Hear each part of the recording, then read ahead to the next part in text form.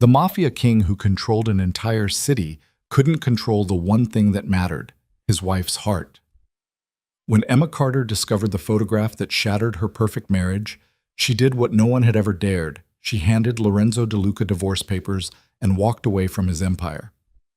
But 3 weeks later, the most dangerous man in the underworld appeared at her new workplace, not with threats or power plays, but with something far more terrifying: vulnerability. This is the story of a woman who reclaimed her freedom and a king who learned that love cannot be conquered, only chosen. If you want to see how their story ends, stay until the final moment.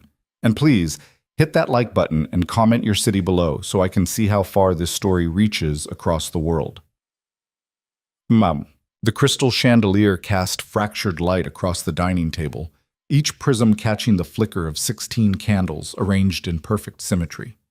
Emma Carter had counted them twice, making sure everything was exact because Lorenzo noticed details. The angle of a wingback chair, the temperature of his scotch, the loyalty of the men who worked for him. She'd learned in 3 years of marriage that precision mattered in his world, where a single miscalculation could end in blood. The filet mignon had gone cold an hour ago. The wine she'd chosen, a 1982 Chateau Margaux that cost more than most people's monthly rent, sat untouched in its decanter, breathing pointlessly into the silence of their penthouse. Outside the floor-to-ceiling windows, the city sprawled beneath them like a kingdom, its lights twinkling with oblivious celebration while Emma sat alone at a table set for two, waiting for a man who had promised, just this once, to be on time. It was their 3rd anniversary. She'd worn the emerald dress he'd once told her matched her eyes, though she wondered now if he even remembered saying it. She'd dismissed the household staff, wanting this evening to be intimate, private, wanting, perhaps foolishly, to pretend they were just a normal couple celebrating another year together. But there was nothing normal about being married to Lorenzo De Luca, one of the most powerful mafia bosses on the East Coast, a man whose name alone could silence a room or empty a street. Her phone buzzed against the table, and her heart leapt with stupid hope. But it wasn't Lorenzo.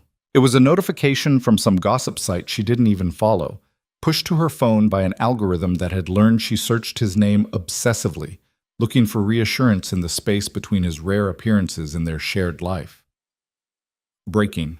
Mafia king. Lorenzo De Luca. Spotted at Michelin star restaurant with mystery woman in red. The words blurred. Emma's hands shook as she clicked the link, even though some deeper instinct screamed at her not to look, not to know, to preserve whatever fragile illusion she'd built around their marriage. But she looked anyway, and the image loaded with cruel clarity.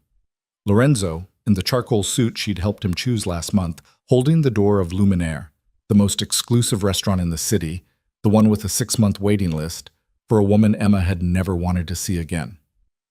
Sofia Marcelli, his former lover, the daughter of a rival crime family, the woman Lorenzo had been with before his father arranged his marriage to Emma as part of a territorial peace agreement. Sofia wore crimson that clung to her like a second skin, her dark hair swept over one bare shoulder, her hand resting on Lorenzo's arm with casual possession. And Lorenzo looked at her the way Emma had spent 3 years hoping he might one day look at her, engaged, present, alive. The phone slipped from Emma's fingers, clattering against the china plate that held her untouched meal. She stood abruptly, the chair scraping against Italian marble, and walked to the window. 43 stories below, normal people lived normal lives. They fought about whose turn it was to take out the garbage. They celebrated anniversaries in restaurants they'd saved for. They worried about mortgages and promotions and whether their partners still found them attractive. Emma pressed her palm against the glass, feeling the cold seep through her skin. She'd never wanted this life. She'd been a graduate student working on her art history thesis when Lorenzo's world had crashed into hers at a gallery opening. He'd been different then, or she'd been naive enough to believe he was, charming, attentive, dangerous in a way that felt thrilling rather than suffocating. He'd pursued her with the same focused intensity he applied to everything, and she'd fallen, mistaking possession for passion. The marriage had been her choice, technically. Lorenzo had been honest about what he was, about the world she'd be entering, but he'd also promised her something that, in retrospect, he'd never been capable of delivering, that she would matter more than the empire. She heard the penthouse door open at 11:47 p.m., nearly 4 hours after he'd promised to be home. Emma didn't turn from the window.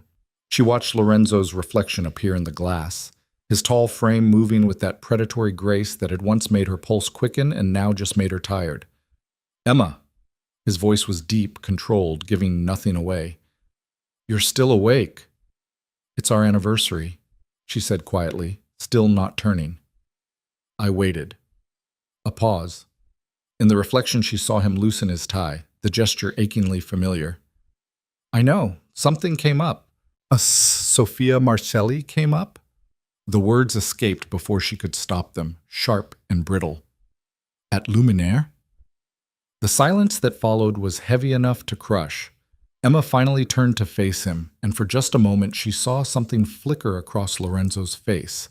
Surprise, maybe, or calculation. His dark eyes, the ones that could turn cold as winter when he dealt with his enemies, studied her with unsettling intensity. "You saw the photo." It wasn't a question. "The whole city saw the photo, Lorenzo. It's trending."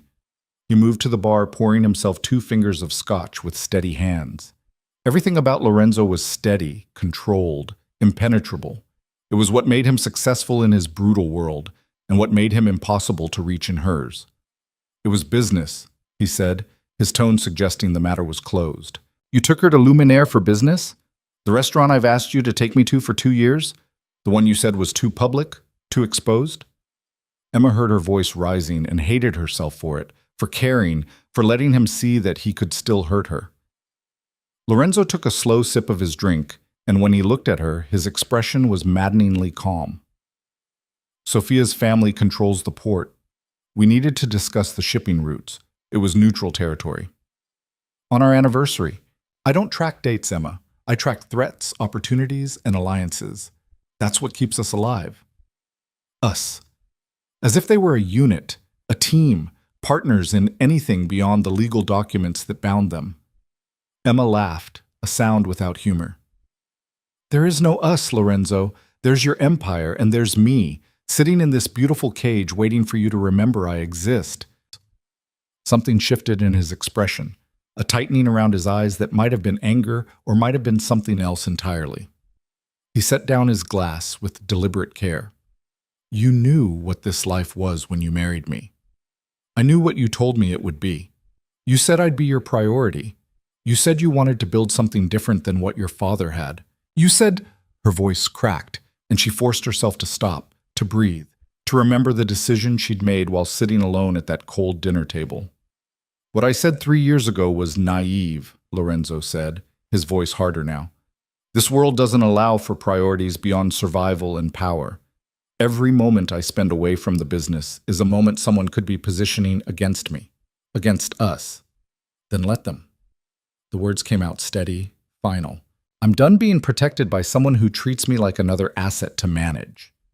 Emma walked to the bedroom, her heart pounding so hard she could hear it in her ears. She retrieved the envelope from her nightstand drawer, the one she'd picked up from her lawyer yesterday, the one that had felt both terrifying and liberating in her hands. When she returned to the living room, Lorenzo hadn't moved, but his eyes tracked her with predatory focus. She placed the envelope on the marble counter between them. "I want a divorce." For the first time in 3 years, Emma saw Lorenzo De Luca surprised. His mask slipped for just a fraction of a second, revealing something raw underneath. Shock, perhaps, or hurt, or anger. But it disappeared so quickly she might have imagined it. "Emma." Her name in his mouth sounded like a warning and a question at once. "I'm not asking for anything from you," she continued, her voice stronger now. "No money, no property, nothing. I just want my life back. I want to be free of this." She gestured at the opulent penthouse, the city sprawling below, the weight of his empire pressing down on everything. "I want to be someone again, not just Lorenzo De Luca's wife." He picked up the envelope slowly, pulled out the papers, scanned them with those dark, unreadable eyes. When he looked up at her, his face had returned to that impenetrable calm that made him so dangerous in his world and so impossible in hers. "You think leaving me makes you free?" His voice was soft, almost gentle, which somehow made it more threatening. "You think you can just walk away from this life?" "I'm not asking for permission, Lorenzo. I'm informing you." Emma forced herself to hold his gaze, to not show the fear fluttering in her chest. She'd seen what Lorenzo did to people who defied him, the cold precision with which he eliminated threats. But some part of her, maybe the part that was already broken, didn't care anymore. Lorenzo set the papers down carefully, his movements controlled. "Where will you go? That's not your concern anymore. Everything about you is my concern." The words came out hard, possessive, and Emma felt a flash of anger cut through her fear. "No, Lorenzo, I'm not your concern. I'm not your wife, not really. I'm just another piece on your chessboard, and I'm removing myself from the game." She picked up her purse from the side table, her hands shaking but determined. "My lawyer will be in touch about the details." "Emma, wait." For the first time, she heard something in his voice that might have been pleading, though Lorenzo De Luca didn't plead. He commanded, strategized, dominated, but he didn't beg. She paused at the door, not turning back. If she looked at him, she might lose her nerve, might fall back into the pattern of hoping he'd change, that the man she'd fallen for at that gallery 3 years ago might somehow emerge from behind the armor of the Mafia king. "Do you love her?" The question escaped before she could stop it. "Sophia?" The silence stretched so long Emma thought he might not answer. When he finally spoke, his voice was carefully neutral. "No. But you could. You could love her, or someone like her, because she understands your world. She speaks your language." "I never did I? I was just—" Emma's throat tightened. "I was just the peace offering between families, the acceptable choice." "That's not—" Lorenzo started, but Emma was already opening the door. "Sign the papers, Lorenzo. Let me go." She walked out of the penthouse, out of the private elevator, past the security guards who'd been paid to protect her but worked for him, and out into the night air that felt like the first real breath she'd taken in 3 years. The cold October wind bit through her emerald dress, but Emma welcomed it, welcomed anything that felt real after so long in the suffocating luxury of Lorenzo's world. She'd planned this. After seeing that photo, after sitting alone at that anniversary table, she'd called her lawyer, signed the papers, and arranged for a friend to pick her up. She had a bag packed with essentials at her best friend Rachel's apartment, and a plan to stay there until she could figure out what came next. Rachel's car pulled up to the curb, and Emma slid into the passenger seat, her body finally allowing itself to shake now that she was away from Lorenzo's eyes. "You did it?" Rachel asked, her voice tight with worry and pride. Emma nodded, not trusting herself to speak. As they pulled away from the building that had been her prison for 3 years, she didn't look back. She couldn't. Because despite everything, despite the loneliness, the neglect, the photograph that had shattered her last illusion, some traitorous part of her heart still hoped Lorenzo might come after her. But he didn't. Lorenzo De Luca, who could mobilize 100 men with a single phone call, who controlled territories across 3 states, who had never lost a battle in his ruthless climb to power, let her go without a fight. And somehow, that hurt most of all. The next 3 weeks passed in a blur of paperwork, job applications, and nights spent on Rachel's couch, staring at the ceiling and wondering if she'd made a catastrophic mistake. Emma had no work experience beyond the brief period before her marriage when she'd worked as a gallery assistant. Lorenzo had insisted she didn't need to work, that his wife shouldn't have to, and she'd been too young and too in love to see how that dependence would trap her. Now, at 28, she was essentially starting over with nothing but a bachelor's degree in art history and 3 years of experience as the ornamental wife of a criminal. Every job interview ended the same way. The moment they recognized her name, saw the connection to Lorenzo De Luca, their expressions would shift from interested to uncomfortable. Nobody wanted to hire the mafia boss's wife, even if she was leaving him. "You need to change your name," Rachel suggested over coffee one morning, her practical nurse's mind already problem-solving. "At least use your maiden name. Carter doesn't ring any alarm bells." "I can't," Emma said quietly. "The divorce isn't final yet. Lorenzo hasn't signed the papers." Rachel's eyebrows shot up. "It's been 3 weeks. What's he waiting for?" Emma had been asking herself the same question. Her lawyer had sent the papers to Lorenzo's attorney, who'd acknowledged receipt but offered no timeline. Emma had heard nothing from Lorenzo himself. No calls, no texts, no dramatic attempts to win her back. Just silence, which felt like its own form of rejection. She'd expected anger, maybe threats, possibly some attempt to convince her to return. What she hadn't expected was to be ignored, as if she'd already ceased to exist in his carefully controlled world. Maybe he's just making sure all the legal details are perfect, Rachel offered, though her tone suggested she didn't believe it either. You know how his people are about contracts. Emma nodded absently, scanning the job listings on her laptop for the 100th time. Most required experience she didn't have or offered wages that wouldn't cover rent in any decent part of the city. She'd been spoiled by Lorenzo's wealth, she realized with shame. She'd forgotten what it was like to worry about money, to calculate the cost of every purchase, to understand the value of a dollar. Her phone buzzed with an unknown number, and Emma's heart leapt stupidly before she could stop it. But it wasn't Lorenzo. It was a text from someone named Victor Langley, asking if she was still interested in the position she'd applied for at Langley and Associates Fine Jewelry. Emma barely remembered applying. She'd sent out so many resumes in the past week that they'd all blurred together, but she remembered the listing. Assistant position at a prestigious jewelry boutique, no specific experience required, just an eye for beauty and a passion for art. It had seemed too good to be true, which was why she'd applied without much hope. She texted back immediately, trying not to sound desperate, and within an hour she had an interview scheduled for that afternoon. This could be it, Rachel said encouragingly as Emma changed into the one professional outfit she'd brought from the penthouse, a simple black dress that Lorenzo had once said made her look like she was attending a funeral. She'd worn it anyway, a small rebellion that he'd noticed with a slight tightening of his jaw before dismissing it. Now, looking at herself in Rachel's bathroom mirror, Emma thought maybe he'd been right. The dress did look funereal, or at least severe, washing out her complexion and emphasizing the dark circles under her eyes from too many sleepless nights. But it was professional, appropriate, and more importantly, it was hers, bought with her own money before the marriage, one of the few things she owned that didn't come from Lorenzo's world. Langley and Associates occupied a corner storefront in the city's upscale shopping district, its windows displaying jewelry that managed to be both elegant and bold, not the ostentatious pieces favored by Mafia wives trying to broadcast their husbands' wealth, but artistic creations that spoke of craftsmanship and vision. Emma stood outside for a moment, gathering her courage. Through the glass, she could see a man arranging a display of what looked like handcrafted rings, each one unique. He moved with careful precision, adjusting angles and lighting until each piece caught the afternoon sun just right. The bell chimed softly as she entered, and the man looked up with a smile that reached his eyes. He was perhaps in his early 40s, with silver threading through his dark hair, and the kind of face that suggested intelligence rather than conventional handsomeness. "Emma Carter?"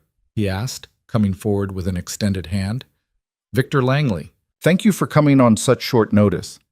His handshake was firm but not aggressive, his palm rough with the calluses of someone who worked with his hands. Emma found herself relaxing slightly in the absence of calculation in his eyes. He looked at her like a person, not like Lorenzo De Luca's wife or a potential security risk or a chess piece to be positioned. "Thank you for the opportunity," she said, her voice steadier than she felt. Victor gestured to a small office in the back, past display cases filled with jewelry that ranged from delicate to dramatic. As they walked, Emma couldn't help studying the pieces, the way certain stones were set to catch light, the unconventional combinations of materials, the artistic choices that elevated each piece beyond mere decoration. "You have a good eye," Victor observed, watching her pause at a display of rings that incorporated raw, unpolished stones into elegant settings. "Most people walk right past those.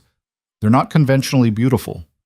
"They're honest," Emma said without thinking, then flushed. "I'm sorry, that probably sounds pretentious." "Not at all. Honesty in design is rare. Most jewelry is about projection, wealth, status, romance. These pieces are about texture, authenticity, the beauty in imperfection." Victor smiled. "You understand the difference. That's promising." They settled into his office, which was more of a workshop than a traditional business space.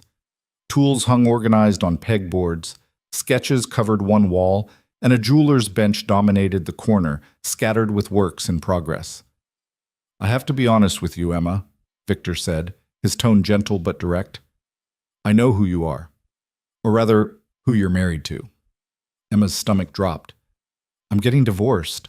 The papers are filed." I'm not concerned about your marital status. I'm concerned about whether you're here because you want to be or because you're running from something. This work requires focus, dedication, and genuine passion. If you're just looking for a distraction from a difficult situation, we'll both be wasting our time. The directness was refreshing after weeks of people dancing around the obvious. Emma met his gaze steadily. I'm here because, for the first time in 3 years, I have the chance to be someone beyond my last name. I studied art history because I loved how objects could carry meaning, could communicate emotion without words. Jewelry is wearable art, personal art.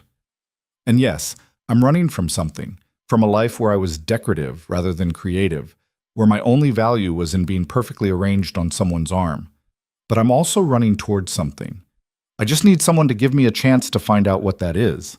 Victor studied her for a long moment, and Emma held her breath, certain she'd said too much, revealed too much desperation. But then he nodded slowly. The position is yours if you want it. Part-time to start, minimum wage plus commission on any pieces you help sell. But I'll teach you the craft if you're willing to learn.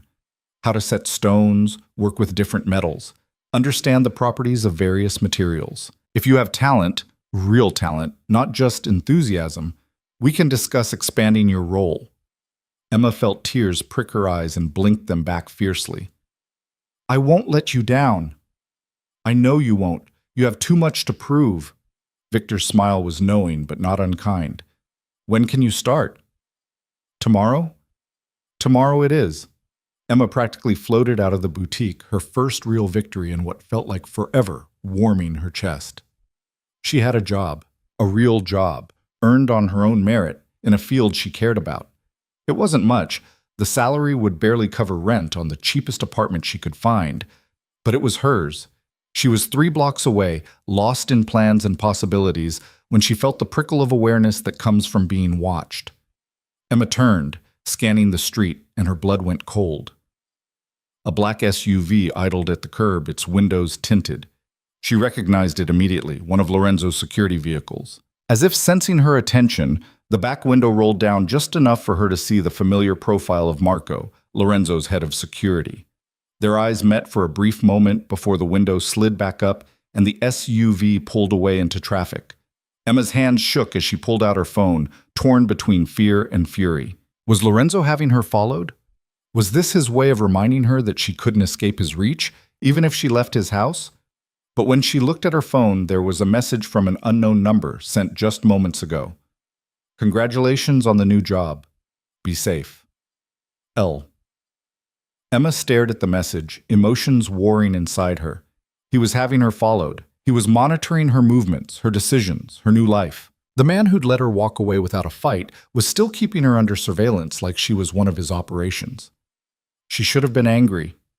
She was angry, but underneath the anger was something more complicated, something that felt dangerously like relief that he still cared enough to watch, even from a distance. Emma deleted the message and kept walking, but she could feel the weight of Lorenzo's invisible presence following her through the city streets, a reminder that leaving his house was easier than leaving his world. The morning sun cut through the boutique's windows at an angle that made the jewelry displays come alive with fractured light. Emma arrived 20 minutes early for her first day, her nerves humming with a mixture of anticipation and residual fear from Lorenzo's message the night before. She'd barely slept, alternating between excitement about her new job and anxiety about the black SUV that had followed her home to Rachel's apartment, parking across the street until she'd turned off the lights. Victor was already there, arranging a new shipment of loose gemstones on black velvet trays. He looked up when the bell chimed and smiled with what seemed like genuine pleasure. Good. You're early. That tells me you're serious. He gestured to the stones spread before him. Come here. First lesson. Emma approached, setting down her purse carefully. Up close, the gemstones were mesmerizing. Deep blue sapphires, vibrant emeralds, rubies that seemed to hold fire in their depths, and dozens of stones she couldn't identify, each cut and polished to reveal their inner light. What do you see? Victor asked, watching her face rather than the stones. They're beautiful. Everyone says that. Look deeper. What makes them beautiful? Emma studied the array, trying to think past the obvious. The way they catch light. The clarity? Closer, but still surface level. Victor picked up a sapphire, holding it to the morning sun. This stone has an inclusion. See that tiny flaw near the center? Most jewelers would reject it, call it imperfect, but watch what happens when light hits it. He adjusted the angle, and suddenly the inclusion created a star effect, radiating light in 6 perfect directions. The flaw makes it unique. More valuable, actually, to someone who understands what they're seeing. He set it down and picked up what looked like a rough, unpolished stone, gray and unremarkable. And this? Most people would walk right past it. But it's a raw diamond, and inside, he turned it, and Emma gasped as light revealed flashes of brilliance hidden in the rough exterior. Inside is something extraordinary waiting to be revealed. The art isn't in finding perfect stones. It's in seeing potential where others see flaws. Emma felt the words land somewhere deeper than a simple lesson about gemstones. Victor's knowing smile suggested he'd intended the metaphor. Now, he said, setting down the diamond, let's see if you can apply that principle. I have 3 clients coming in today, each looking for something specific. Your job is to observe, listen, and learn. Don't try to sell anything. Just pay attention to why people choose what they choose. The technical skills you can learn. Understanding people, that's the real craft. The first client arrived within the hour, a nervous young man clutching a folder of printed screenshots, clearly engagement ring shopping. Emma watched as Victor guided him through options, asking questions that went beyond budget and style preferences. Tell me about her, Victor said, ignoring the screenshots entirely. Not what she looks like or what she does. Tell me who she is. The young man blinked, caught off guard. She's incredible. She's a veterinarian, works crazy hours, comes home covered in fur, and sometimes worse. But she lights up talking about the animals she helps. She doesn't care about expensive things. Last year for her birthday, I got her tickets to this fancy restaurant, and she was happy, but it wasn't her, you know. She would have been happier with takeout and a documentary about wildlife conservation. Victor nodded, already moving past the traditional engagement rings toward a case Emma hadn't noticed before. Then she doesn't want a ring that screams wealth or status. She wants something that reflects who she is, someone who values substance over surface, who finds beauty in authenticity. He pulled out a ring that made Emma's breath catch. The band was rose gold, delicately worked to resemble a vine, and the center stone wasn't a diamond at all, but a golden green peridot, set with small diamonds arranged like dewdrops along the vine. It's perfect, the young man whispered, and Emma could see it was true. The ring was unusual, organic, beautiful without being ostentatious, exactly right for the woman he'd described. After he left, practically floating with the ring box in his pocket, Victor turned to Emma. What did you notice? You didn't try to sell him what he thought he wanted. You listened to who she was and showed him what she needed. Exactly. Jewelry isn't about the object. It's about the story it tells, the meaning it carries. That's what makes it valuable. He paused, studying her with those thoughtful eyes. It's also why I think you'll be good at this. You understand what it's like to be reduced to surface level, to be chosen for the wrong reasons. You know the difference between being valued and being valuable. Emma felt her throat tighten. How did you... I pay attention. It's the same skill I'm teaching you. Victor's expression softened. Everyone who comes through that door has a story, Emma. Your job is to honor it, not judge it, including your own. The rest of the morning passed in a blur of observations and quiet lessons. Victor showed her how to identify different metals, explained the 4 C's of diamond quality, taught her the proper way to present a piece so the client could see it at its best angle. Emma absorbed everything like she was starving for knowledge, for purpose, for something that made her feel competent rather than decorative. She was reorganizing a display of estate jewelry when the bell chimed and she looked up to see a woman in her 60s enter, moving with the careful deliberation of someone managing chronic pain. Victor was in the back room on a phone call with a supplier, so Emma approached hesitantly. Good afternoon. Can I help you find something? The woman smiled, but Emma could see grief shadowing her eyes.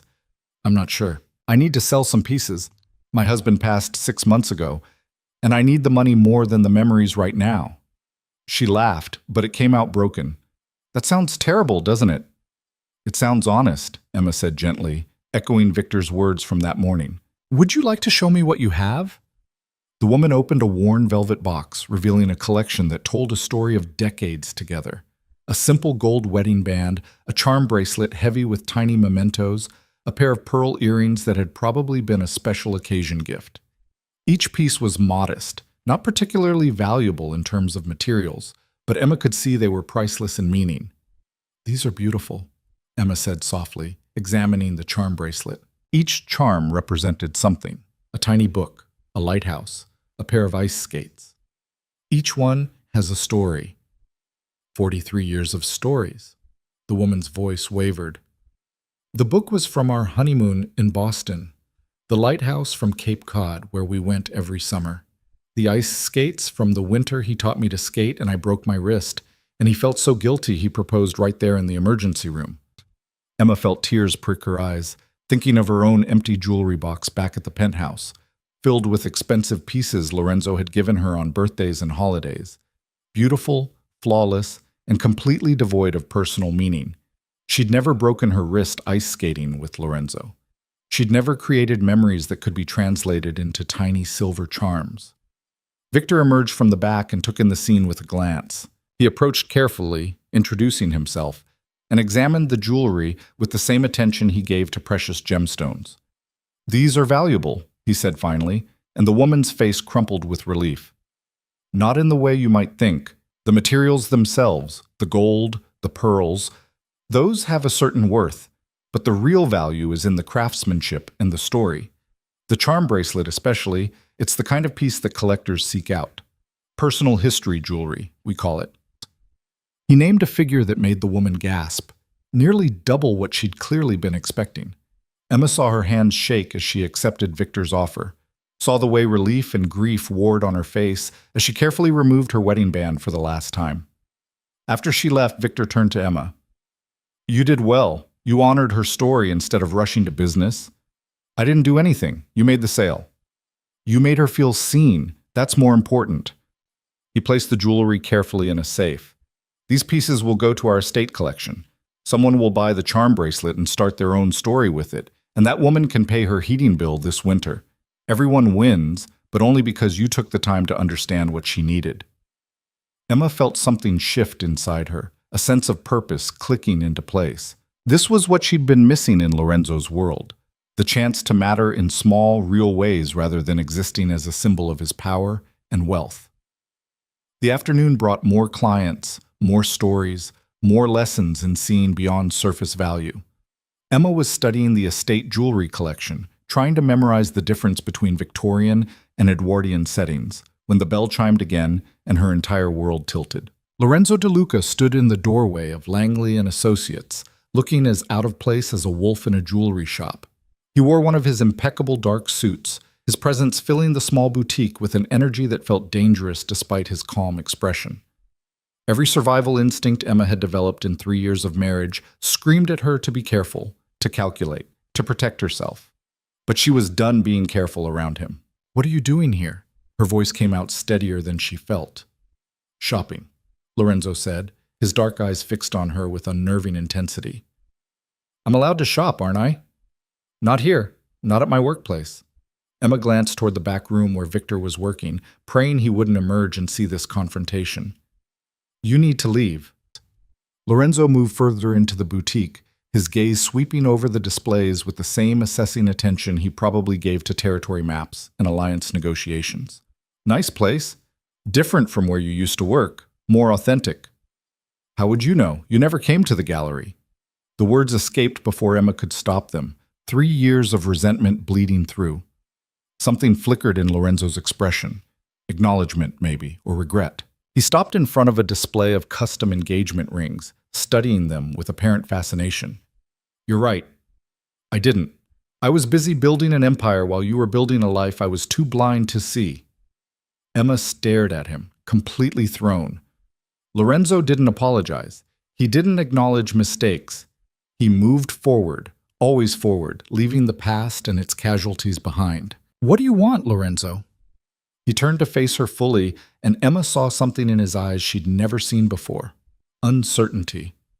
The man who controlled a criminal empire with absolute confidence looked uncertain standing in a jewelry boutique facing his estranged wife. To see you. To make sure you're safe. I'm safe. You can see that. Now please leave before you cost me the only job I've been able to get. Because of me? His jaw tightened.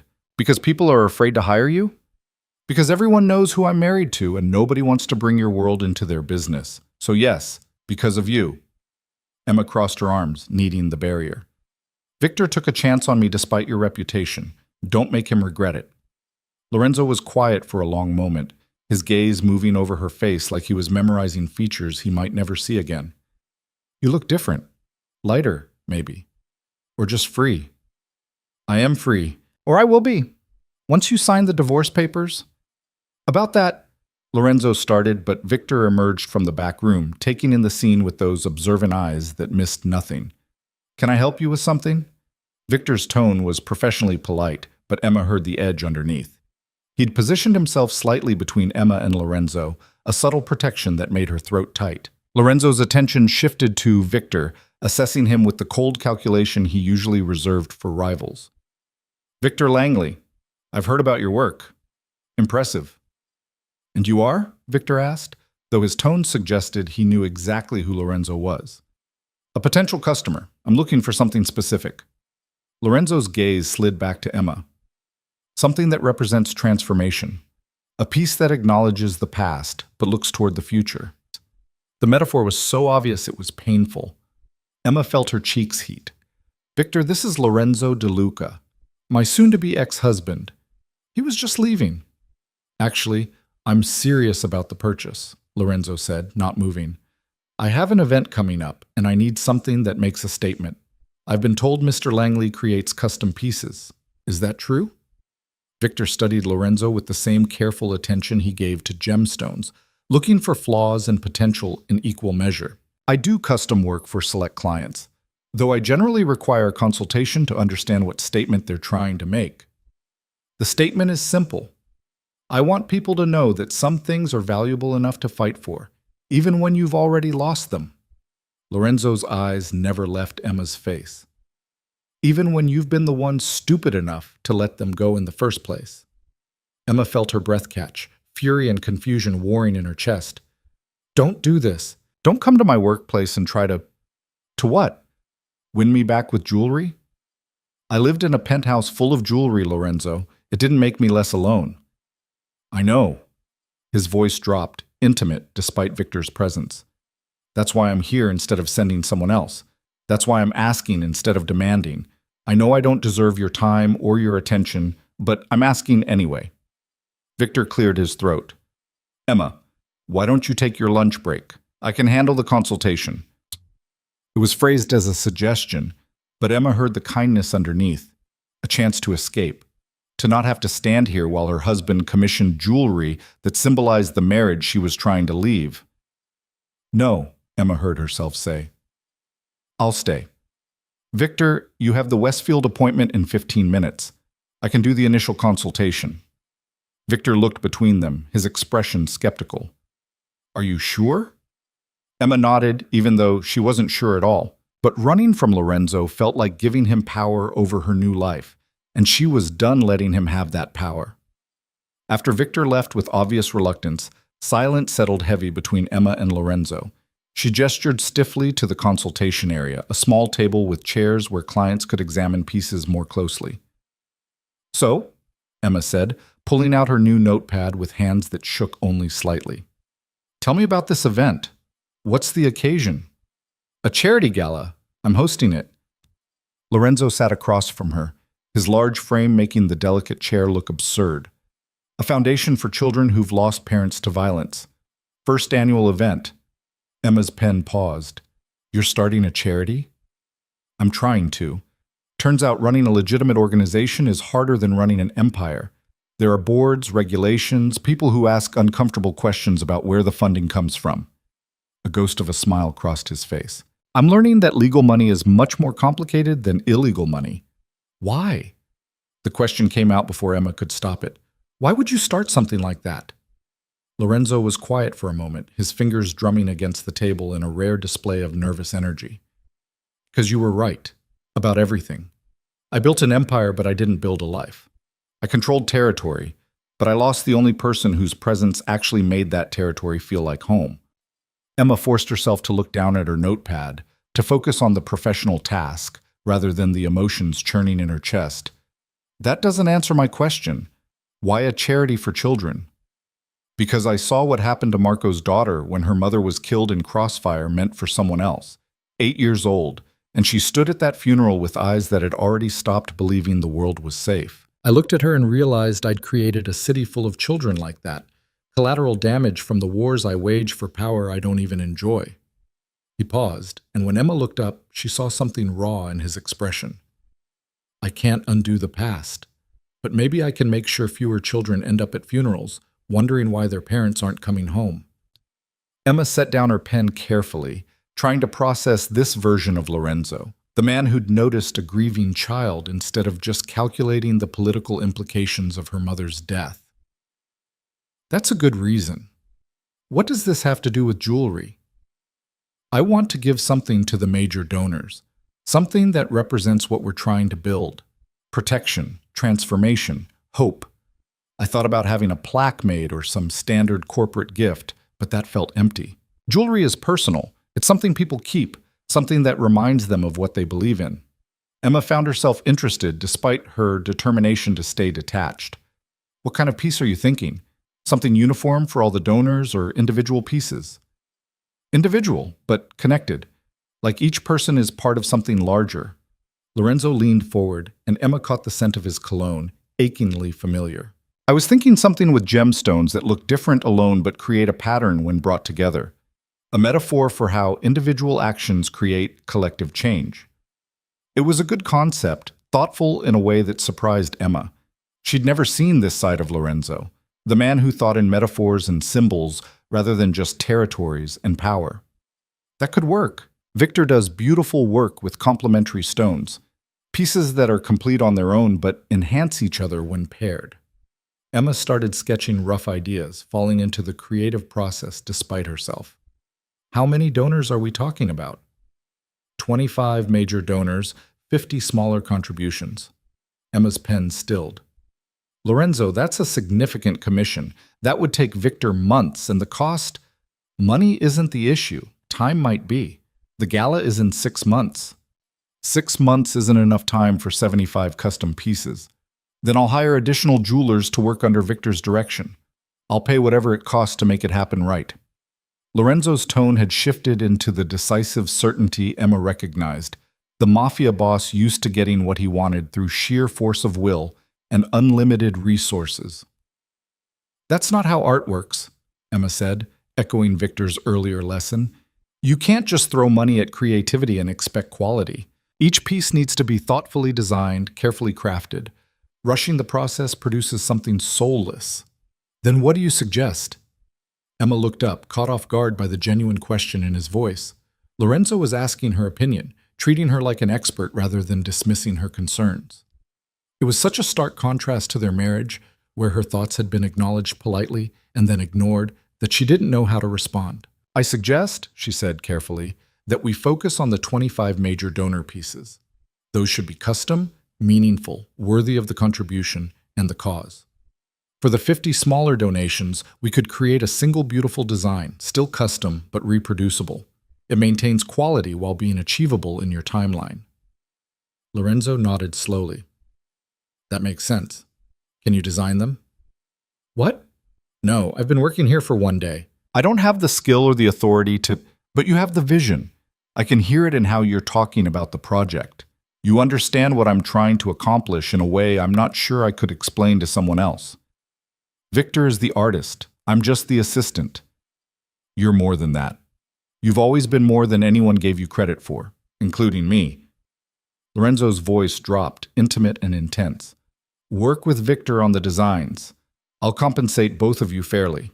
But I want your hands on this project, Emma. Your creativity, your insight.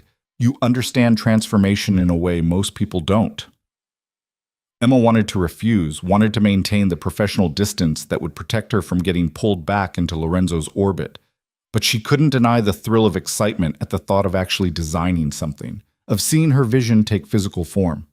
I'll talk to Victor. If he agrees to take on the commission and wants my input, I'll help. But this is his boutique, his art. I'm not making decisions without his approval. Fair enough. Lorenzo stood, towering over the small table.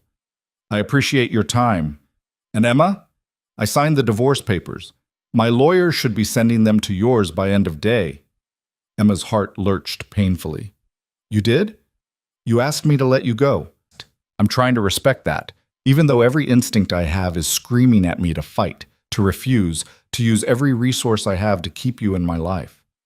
His smile was sad, self-aware. But I'm learning that the way I've always done things, taking what I want, controlling every situation, that doesn't work with you. It never did. I just didn't want to see it. He moved toward the door, then paused. The charity gala. Whether you work on the jewelry or not, I'd like you to be there. As a guest, not my wife. Just someone who might believe that people can change if they have the right reason to try. Before Emma could respond, he was gone, the bell chiming softly in his wake. She sat frozen at the consultation table, her mind reeling. Lorenzo had signed the divorce papers. She was free. This was what she wanted, what she'd demanded. So why did it feel like loss instead of victory? Victor returned 20 minutes later, took one look at Emma's face, and poured them both coffee from the small pot he kept in the back. They sat in silence for a moment before he spoke.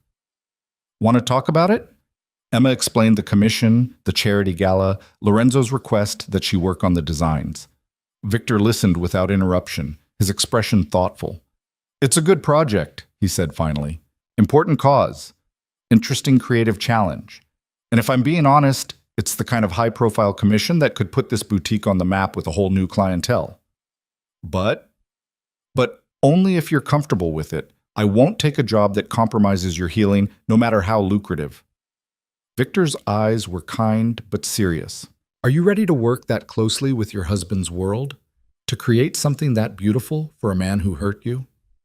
Emma thought about it carefully, examining her feelings the way Victor had taught her to examine gemstones, looking past surface beauty to find the truth underneath. He's not my husband anymore. Or he won't be once the papers are finalized. And this isn't about him, not really. It's about the children who need protection, about creating something meaningful. She met Victor's gaze. But it's also about proving to myself that I can do this, that I have value beyond being Lorenzo De Luca's wife. If I run from this project because I'm afraid of him, or afraid of my own feelings, then I'm still letting him control my life. Victor smiled. Then we'll take the commission, but on our terms, our timeline, our creative vision. And you're not the assistant on this project, Emma. You're the co-designer. Equal credit, equal compensation. Victor, I can't. You can, and you will. I've been doing this for 20 years. I know talent when I see it, and I saw it in you the moment you walked through that door. You have an eye for meaning, for the stories people need jewelry to tell. That's rarer than technical skill, and I can teach you the rest. He extended his hand. Partners on this project? Emma shook his hand, feeling tears threaten. In one day, she'd gone from Lorenzo's decorative wife to a jewelry designer working on a major commission. It felt impossible, fragile, like a dream she might wake from at any moment. But it was real. Victor believed in her. And maybe, just maybe, she was starting to believe in herself. The rest of the week passed in a blur of sketches and research. Emma threw herself into the project with an intensity that surprised even her, staying late every evening to refine designs and learn about different setting techniques. Victor was a patient teacher, showing her how to translate conceptual ideas into wearable art, how to balance aesthetics with structural integrity. They decided on a concept of paired stones. Each major donor would receive a piece featuring 2 complementary gemstones that looked beautiful individually but created a specific optical effect when brought together. Sapphires and moonstones that mimicked the night sky. Emeralds and peridots that evoked growth and renewal. Rubies and garnets representing passion transforming into purpose. Emma found herself thinking about Lorenzo as she designed, wondering which piece would suit him. Probably the black diamonds and white sapphires, darkness and light in constant tension, each defining the other. She was sketching a setting for the ruby and garnet combination when her phone buzzed with a message from an unknown number. Her stomach tightened, expecting another surveillance update from Lorenzo, but the message was different this time. The charity needs a name. I've been calling it the DeLuca Foundation, but that feels wrong. It's not about me. It's about the children. Thought you might have insight. L. Emma stared at the message, surprised he was asking her opinion on something so personal to his new venture. She typed and deleted 3 responses before finally settling on, "What about the Marco's Daughter Foundation? Personal enough to have meaning, but focused on the mission." The response came quickly. "Perfect. Thank you." Then, after a pause, "How's the design work going?" Emma hesitated, then typed, "Good. Victor is an excellent teacher. He seems like a good man. I'm glad you found someone who sees your value." Emma set down her phone, unsettled by the conversation's intimacy. This wasn't how estranged spouses communicated. There should be lawyers between them, formal distance, legal language. Instead, Lorenzo was texting her about charity names and complimenting her new boss, being supportive in a way he'd never managed during their marriage. "Everything okay?" Victor asked, noticing her distraction. "Lorenzo wants updates on the project. Is that normal for clients? For a commission this large? Yes. For your specific situation?" Victor's expression was knowing. "That man isn't just checking on jewelry, Emma. He's checking on you."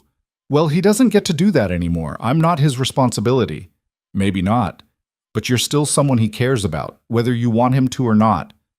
Victor set down the setting he'd been adjusting. "Can I give you some advice that has nothing to do with jewelry?" Emma nodded, bracing herself. People don't change their fundamental nature, but they can change their behavior if they have a strong enough reason. I don't know your husband well enough to say whether his transformation is real or performative, but I do know that you need to decide what you want independent of what he's doing. Don't let his journey determine yours. "I want to be free. I want to build something that's mine." Then do that. Design beautiful jewelry, learn the craft, create a life you're proud of. If Lorenzo genuinely changes and becomes someone worthy of your time, you'll know. And if he doesn't, you'll have built something so solid he can't shake it. Emma carried those words home with her that night, turning them over in her mind as she let herself into Rachel's apartment. Her friend was working a night shift at the hospital, so Emma had the place to herself. She made tea, curled up on the couch, and allowed herself to really examine what she wanted. Freedom, yes. Independence, absolutely. But if she was honest, some part of her still wanted Lorenzo. Not the distant Mafia king who'd treated her like a beautiful possession, but the man she'd glimpsed in the boutique. The one who noticed grieving children and asked her opinion and signed divorce papers because she'd asked him to, even though it clearly cost him something. The question was whether that man was real or just another role Lorenzo was playing to get what he wanted. Her phone buzzed again. Another message from Lorenzo. "I know I don't have the right to ask this, but can we have dinner? No pressure, no expectations. Just 2 people who used to matter to each other, talking honestly for once." Emma stared at the message for a long time, her finger hovering over the keyboard. Every rational thought told her to refuse, to maintain the distance she'd fought so hard to create. But some deeper instinct whispered that maybe Victor was right. Maybe she needed to face Lorenzo directly, to understand what was real and what was performance. She typed carefully. "One dinner, somewhere public, neutral territory. And this doesn't change anything about the divorce." "Understood. Tomorrow night, 7 p.m. There's a small Italian place in the theater district, Giovanni's. Quiet, unpretentious. No one from my world goes there." Emma recognized the restaurant, a family-owned place she'd mentioned wanting to try back when they were first married, before she'd learned that Lorenzo's schedule didn't accommodate her preferences. The fact that he remembered sent a complicated twist through her chest. "Fine. I'll meet you there." She set down her phone and pressed her palms against her eyes, wondering if she was making a terrible mistake. But whether it was a mistake or not, it was her choice. And that, more than anything, felt like progress. Emma changed her outfit 3 times before settling on a simple navy dress that struck a balance between casual and put together. She refused to dress for Lorenzo the way she used to, in the designer clothes he preferred, the jewelry that announced his wealth. Tonight she was just Emma Carter, jewelry designer, meeting someone for dinner. The fact that the someone happened to be her soon-to-be ex-husband was irrelevant, or that's what she told herself as she applied lipstick with shaking hands. Rachel had offered to come home early from her shift, to be there for moral support or emergency extraction if needed, but Emma had declined. This was something she needed to do alone, needed to prove to herself that she could sit across from Lorenzo De Luca without losing the fragile identity she'd started building. Giovanni's was exactly as Lorenzo had described.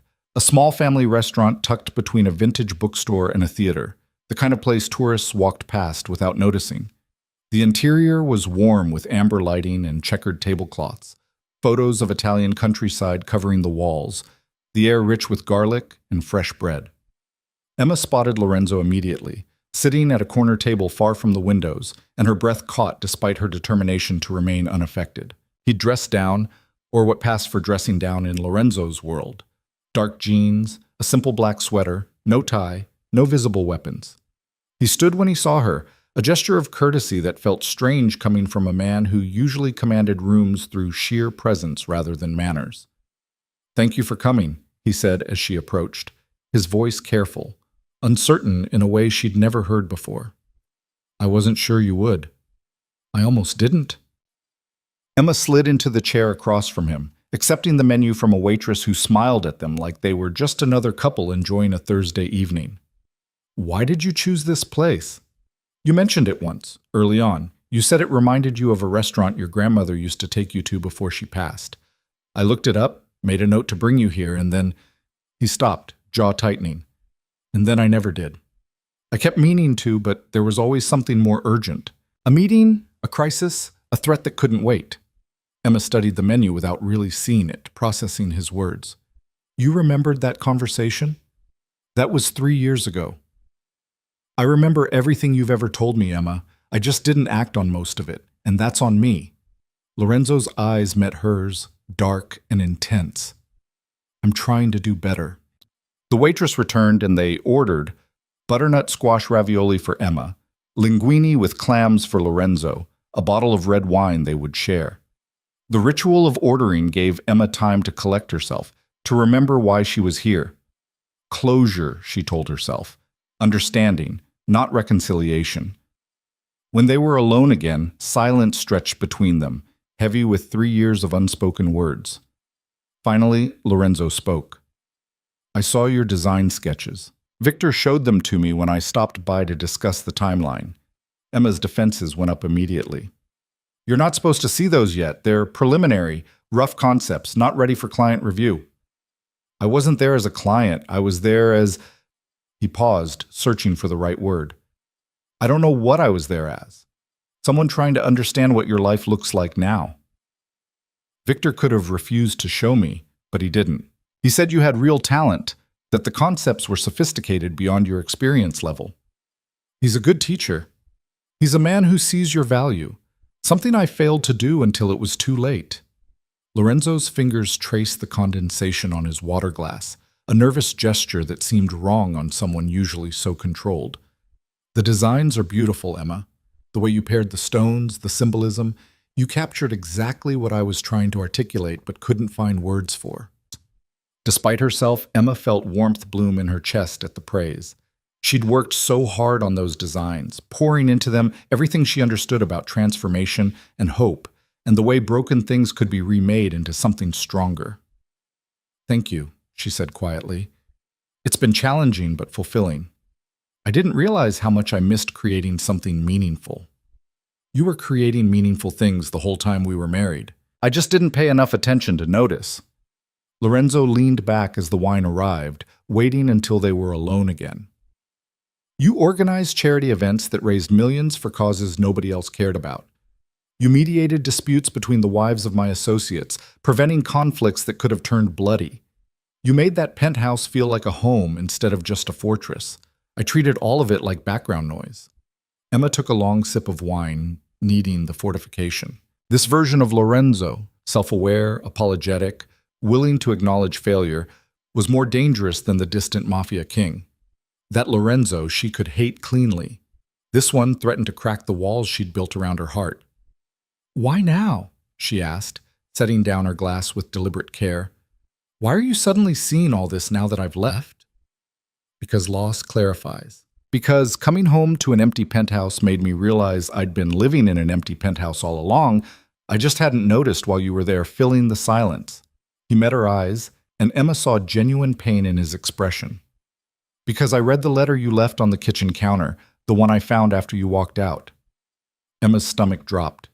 She'd forgotten about that letter, written in a moment of raw emotion and abandoned because it felt too vulnerable, too honest. She thought she'd thrown it away. What letter? I didn't leave. It was in the trash. I was looking for. It doesn't matter what I was looking for. I found it, and I read it, and it destroyed me. Lorenzo's voice remained steady, but Emma could see the tension in his shoulders, the white of his knuckles as he gripped his wine glass. You wrote about feeling invisible, about cooking dinner for someone who was never coming home, about choosing your words carefully around me because you'd learned I valued silence over conversation, about slowly erasing yourself to fit into the space I'd allocated for a wife in my life. Lorenzo, I didn't mean for you to read that. It was just, I was processing, trying to understand my own feelings. It was the truth I needed to hear but was too arrogant to see on my own. He leaned forward, intensity radiating off him. You wrote that you'd started measuring your worth by how little space you took up, how few demands you made, how perfectly you could perform the role of Lorenzo De Luca's wife without requiring anything in return. And you were right. That's exactly what I'd trained you to do, not through cruelty but through indifference, which might be worse. Their food arrived, interrupting the conversation. Emma stared at her ravioli, appetite gone, emotions churning too violently for her to think about eating. Across from her, Lorenzo wasn't touching his food either, his attention fixed on her face like she was a puzzle he was desperately trying to solve. I don't know what you want me to say, Emma finally said, her voice barely above a whisper. That I forgive you? That I understand? I'm trying to move forward, Lorenzo, and conversations like this make it harder, not easier. I don't want your forgiveness. I haven't earned it, and I'm not sure I ever will.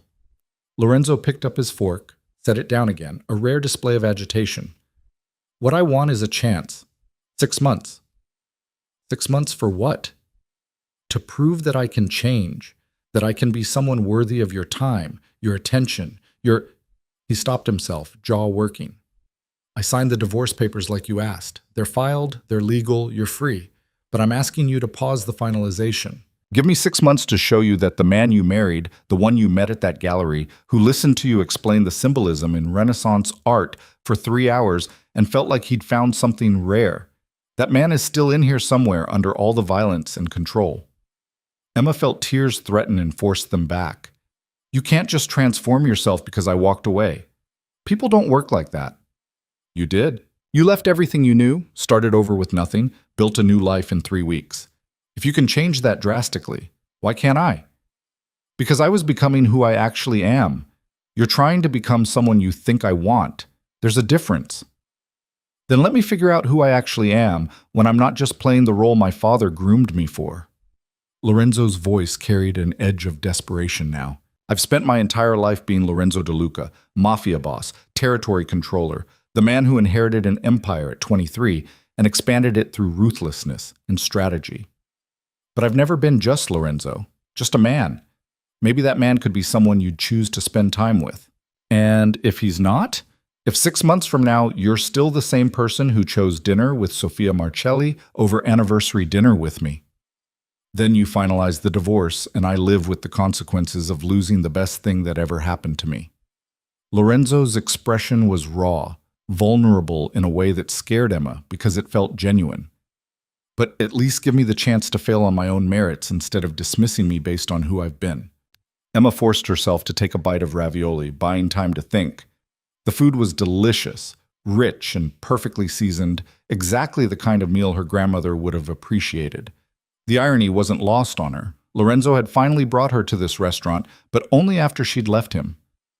What would 6 months even look like? She asked, testing the idea carefully. I'm not moving back into the penthouse. I'm not playing the role of your wife while you figure yourself out. I wouldn't ask you to. You'd continue living your life, working with Victor, designing jewelry, building your independence. I'd just ask permission to be part of it occasionally. Dinner like this sometimes, maybe meeting for coffee when you have questions about the gala commission. Letting me support your dreams from a distance instead of trying to control them up close. That's not how this works, Lorenzo. You can't just lurk on the edges of my life, monitoring my progress. I've been doing that anyway, he admitted, and Emma's anger flared hot. I know, the SUV following me, the texts updating me on my own activities. That needs to stop. The SUV is for your safety, not surveillance. There are people in my world who might see you as leverage now that we're separated. I need to know you're protected. Then hire a security company and send me the contact information. Let me manage my own protection, but stop having your men watch me like I'm still your property. Lorenzo was quiet for a long moment, clearly warring with instincts that told him to maintain control over anything he valued. Finally, he nodded. Okay, I'll have Marco arrange for an independent security team, no direct connection to my organization. They'll keep a discreet distance unless there's a credible threat. Is that acceptable? It was more than Emma had expected him to concede. The fact that he'd agreed at all suggested maybe his claims about changing weren't entirely performative. What about Sophia? The question came out before Emma could stop it, 3 years of insecurity and comparison bleeding through her careful composure. What about her? Are you still seeing her? Is she part of this transformation, or was that dinner actually about business? Lorenzo's expression hardened, not with anger, but with something like regret. It was business. Sophia's family controls shipping routes. I need to transition some of my operations toward legitimate imports. But I should have told you I was meeting her. I should have invited you to join us, made it clear that she was a business associate and nothing more. Instead, I hid it, and you found out through gossip sites, like I was ashamed of you instead of the situation. Were you ever in love with her? I thought I was, a long time ago, before I understood what love actually meant. Lorenzo's gaze held Emma's, unwavering. What I felt for Sophia was attraction, convenience, the comfort of someone who understood my world without needing explanation. What I feel for you is terrifying and consuming and completely different. With you, I'm not comfortable. You challenge me, confuse me, make me want to be better than I am. That's not easy, but it's real. Emma's heart hammered against her ribs, years of hoping to hear something like this warring with the knowledge that words were easy and actions were what mattered. I need to think about this, she said finally, pushing her half-eaten ravioli around the plate. The 6 months, the security arrangement, all of it. I can't make this decision right now. Take whatever time you need. I'm not going anywhere. Lorenzo finally took a bite of his own food, and they ate in silence for a few minutes, the weight of the conversation settling around them. Eventually, Emma asked about the charity foundation, and Lorenzo's face transformed as he talked about the plans. Programs for grief counseling, college scholarships for children who'd lost parents to violence, job training for teenagers trying to avoid the path he'd taken. His passion was evident, and Emma found herself drawn into the conversation despite her reservations, offering suggestions about community partnerships and outreach strategies. You should be on the board, Lorenzo said suddenly. You have insights I'd never think of, and you care about this the right way, not as penance or image management, but because it actually matters. I'm not qualified to be on a nonprofit board. You're more qualified than half the people I've recruited. They bring money and connections. You bring heart and understanding. That's more valuable. Emma shook her head but filed the idea away to consider later. The evening continued, conversation flowing easier as they moved away from their relationship and into safer territory. Books they'd both read, movies Emma had seen while Lorenzo was working, the changes in the city since they'd stopped exploring it together. By the time they finished dinner, Emma realized with surprise that she'd almost enjoyed herself. This Lorenzo, thoughtful, present, genuinely interested in her opinions, was the man she'd fallen for 3 years ago. The question was whether he was real or just a performance designed to win her back. Outside the restaurant, the October night had turned cold, wind cutting through Emma's thin jacket. Before she could react, Lorenzo shrugged out of his sweater and draped it over her shoulders, leaving himself in just a t-shirt that showed off the lean muscle underneath. You'll freeze, Emma protested, even as she pulled the sweater closer, surrounded by the scent of him. I'll survive. I've survived worse. Lorenzo gestured to where a car waited at the curb, not one of his usual black SUVs, but a simple sedan. Let me drive you home. No pressure, no ulterior motives. Just making sure you get back safely. Emma hesitated, then nodded. The drive to Rachel's apartment was quiet. Lorenzo navigating the city streets with the same focused intensity he applied to everything. When they pulled up to the building, he made no move to get out, respecting the boundary Emma had drawn. "Thank you for tonight," he said quietly. "For giving me a chance to explain, even if you ultimately decide I don't deserve another opportunity." Emma unbuckled her seatbelt but didn't immediately reach for the door handle. "I saw what you did. For Victor's boutique." Lorenzo's expression remained carefully neutral. "I don't know what you mean. The commission is worth far more than you implied. Victor showed me the contract your lawyer sent over. You're paying triple the normal rate for custom work, plus covering all materials costs up front, plus a completion bonus that's essentially funding the boutique's expansion into custom design." Emma turned to face him fully. "You're not just buying jewelry, Lorenzo. You're investing in my future without asking for anything in return. Your success isn't dependent on me. It never should have been. This is just making sure you have the resources to achieve what you're capable of." He met her eyes, and Emma saw no manipulation there, just honest acknowledgement. "And maybe it's also my way of apologizing for all the years I didn't support your dreams because I was too focused on my own empire." Emma felt something crack in her chest, emotion she'd tried to keep locked away threatening to flood through. "I don't know what to do with this version of you." "You don't have to do anything. Just keep building your life, creating beautiful things, becoming whoever you want to be. If that eventually includes space for me, I'll be grateful. If it doesn't, I'll learn to live with it." Emma reached for the door handle, needing to escape before she said or did something she'd regret. But she paused, Lorenzo's sweater still wrapped around her shoulders. "Keep it," he said before she could offer to return it. "It looks better on you anyway." She climbed out of the car, nearly reaching the building entrance before she heard his voice again. "Emma?" She turned back, and Lorenzo had rolled down the window, his expression vulnerable in the streetlight. "For what it's worth, I'm proud of you. For leaving, for starting over, for having the courage to demand better than what I was giving you. You deserved better then, and you deserve better now. I'm just hoping to become someone who qualifies." Emma nodded, not trusting her voice, and hurried into the building before the tears could fall. She made it to Rachel's apartment, closed the door behind her, and sank onto the couch, still wearing Lorenzo's sweater, her emotions a tangled mess of hope and fear and anger and something that felt dangerously like longing. Rachel found her there an hour later, red-eyed and confused, and listened without judgment as Emma poured out the entire evening. "So what are you going to do?" Rachel asked when Emma finally fell silent. "I don't know. Part of me thinks this is exactly what I wanted. Lorenzo finally seeing me, finally changing, finally being the partner I needed him to be. But another part thinks it's too convenient, too perfectly timed. People don't transform that quickly. Sometimes they do, if the motivation is strong enough. You left him. That's a pretty significant motivation." Rachel squeezed Emma's hand. "But Victor was right. Lorenzo's journey doesn't have to determine yours. You can give him 6 months and still focus on building your own life. They're not mutually exclusive." "Aren't they? If I'm thinking about him, wondering if he's changing, hoping we might find our way back to each other, doesn't that compromise the independence I'm trying to build?" "Only if you let it. But Emma, you're not the same woman who left that penthouse a month ago. You have a job you love, a talent you're developing, a future you're creating. Lorenzo can't take that away unless you give him the power to." Emma pulled Lorenzo's sweater tighter around herself, breathing in the familiar scent and hating that it still felt like home. "I'm scared.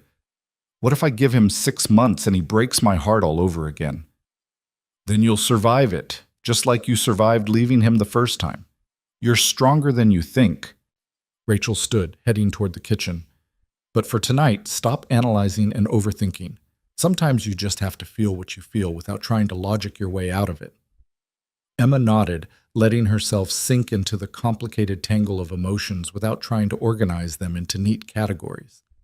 She missed Lorenzo. She was angry at him. She was proud of herself for leaving. She was terrified of hoping he could change. She wanted him back. She wanted to stay free. All of it was true, all at the same time, and maybe that was okay. Her phone buzzed with a text from Lorenzo. "Home safe?" Emma stared at the message, then typed back, "Yes. Thank you for dinner. Thank you for coming. Sleep well, Emma." She set down the phone and closed her eyes. Lorenzo's sweater warm against her skin, and for the first time in weeks, she let herself imagine a future that included him, not as the distant mafia boss she'd married, but as the man she'd glimpsed tonight. The man who remembered her grandmother's restaurant, who invested in her dreams, who looked at her like she was valuable, not because she belonged to him, but because she existed independently of him. It was a dangerous thing to hope for. But maybe, Emma thought, as sleep finally claimed her, some risks were worth taking. The next morning, Emma woke with new clarity. She texted Lorenzo before she could second-guess herself. 6 months, but with conditions. His response came quickly.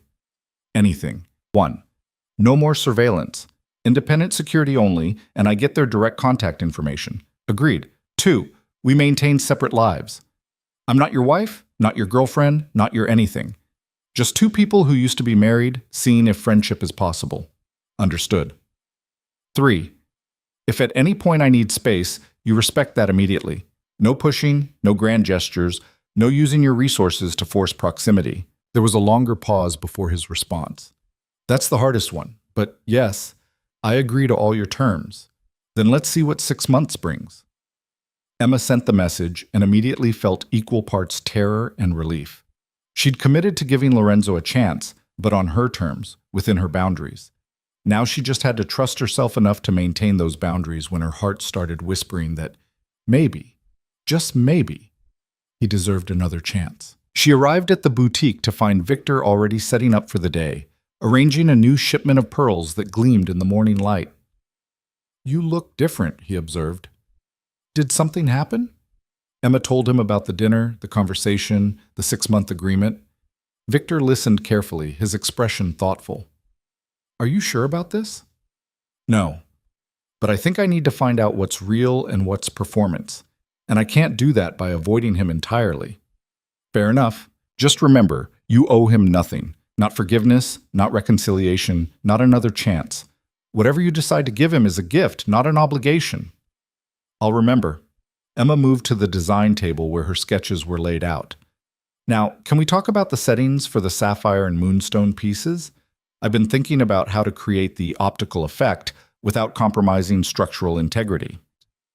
Victor smiled, accepting the subject change, and they dove into the technical challenges of translating Emma's artistic vision into wearable jewelry.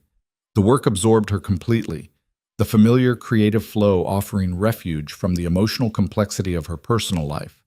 By midday, they'd solved the structural issues, and Emma had created detailed technical drawings for the first 5 major donor pieces. She was so focused on adjusting the proportions on a ruby and garnet ring that she didn't notice the boutique door opening until Victor's voice cut through her concentration. We're closed for lunch, he said, his tone carrying an edge Emma had never heard before. She looked up to find a woman standing in the doorway, elegant and dangerous in equal measure. Sophia Marcelli, dressed in cream silk that probably cost more than Emma's monthly salary, studied the boutique with the kind of assessing gaze Emma recognized from watching Lorenzo evaluate territory. I'm not here to shop, Sophia said, her accent carrying traces of Italian aristocracy. I'm here to talk to Emma. Emma's stomach tightened, but she stood, meeting Sophia's eyes with more confidence than she felt. Then talk. Alone, preferably. Victor looked at Emma, clearly ready to refuse on her behalf, but Emma shook her head slightly. Whatever Sophia wanted to say, Emma would rather hear it now than wonder about it later. It's fine, Victor. We can use the consultation area. They settled at the same table where Emma had taken Lorenzo's commission, an irony not lost on her as she faced the woman who'd occupied space in her marriage long before Emma had left it. You're probably wondering why I'm here, Sophia began, crossing her legs with practiced elegance. I'm wondering a lot of things. Why you're here is pretty low on the list compared to why Lorenzo took you to Luminaire on our anniversary.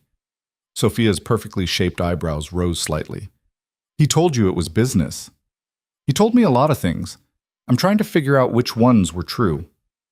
That one was, actually. My family controls shipping routes Lorenzo needs for his transition, let's call it. Moving away from certain illegal operations toward legitimate imports requires cooperation from families like mine. Sophia studied her manicured nails. But I'd be lying if I said I wasn't hoping the evening might lead somewhere else. Emma's chest tightened, but she kept her expression neutral. And did it? No. Lorenzo spent the entire dinner talking about you. How you'd asked for a divorce, how he'd failed you, how he was trying to figure out how to become someone worthy of a second chance. Sophia's smile was sharp. It was quite tedious, actually. I suggested he let you go, find someone more suited to his world. He looked at me like I'd suggested he cut off his own arm. Why are you telling me this? Because I want you to understand something. I've known Lorenzo since we were teenagers. I've seen him build his empire, watched him become one of the most powerful men on the East Coast, observed him navigate situations that would destroy lesser men, and in all that time, I've never seen him vulnerable. Not once. Sophia leaned forward, her dark eyes intense. Until he talks about you. You terrify him, Emma. You're the one thing in his life he can't control, can't strategize his way around, can't overcome through sheer force of will. And it's destroying him. Emma didn't know what to say, so she stayed silent, waiting. I came here to see if you were worth it. Worth Lorenzo dismantling pieces of his empire. Worth him starting charities and learning to apologize. Worth him becoming someone I barely recognize. Sophia's expression was unreadable. I think you might be. You're not what I expected. Not some fragile thing that needs protecting. You walked away from one of the most powerful men in the city, started over with nothing, built something of your own. That takes strength Lorenzo respects, even if it took him too long to show it. I don't need your approval. No, you don't. But you should know that if you hurt him, if you're playing games, leading him on while you decide whether he's worth your time, there are people in his world who won't appreciate it. People like me, who've invested years in alliances and relationships that your presence threatens. Emma felt anger flash hot through her chest. Are you threatening me? I'm informing you. There's a difference. Sophia stood, smoothing her silk dress. Lorenzo has enemies, Emma. Real ones, dangerous ones, who see his distraction over you as weakness to exploit. If you're going to be part of his life in any capacity, you need to understand that you're not just dealing with a man trying to win back his wife. You're dealing with complicated political dynamics in a world where love is often viewed as liability. Then maybe Lorenzo should let me go. Maybe we're both better off separated. Maybe. But he won't let you go, not really. And I suspect you don't actually want him to, or you wouldn't have agreed to 6 months. Sophia's smile was knowing, calculating. I have sources everywhere, Emma. I know about your arrangement, your conditions, your late-night conversations. I know Victor is paying you more than market rate for an assistant because Lorenzo is subsidizing your salary through the commission. I know. Get out. Emma stood, fury overriding fear. You don't get to come into my workplace and I'm leaving, but remember what I said. This world isn't kind to people who let their hearts make them vulnerable. Lorenzo is learning that lesson. Make sure you do too. Sophia left as elegantly as she'd arrived, the bell chiming cheerfully in her wake. Emma stood frozen at the consultation table, hands shaking with anger and something deeper, fear that Sophia was right, that Emma was stepping back into a world that would consume her if she wasn't careful. Victor appeared with 2 cups of tea, setting one in front of Emma without comment. They sat in silence for a long moment before Emma spoke. Did you know that Lorenzo is subsidizing my salary? Yes. He asked me not to tell you, said you needed to believe you were earning it on your own merit. Victor's expression was apologetic. For what it's worth, I agreed because you are earning it. The commission is paying for your salary, yes, but your work quality justifies every dollar. Lorenzo is just making sure the boutique can afford to pay you what you're worth while you're learning. I don't know whether to be grateful or furious. You can be both. Most complex situations deserve complex emotions. Victor sipped his tea. What did Sophia want? Emma explained the conversation, including the veiled threats and warnings. Victor listened with growing concern.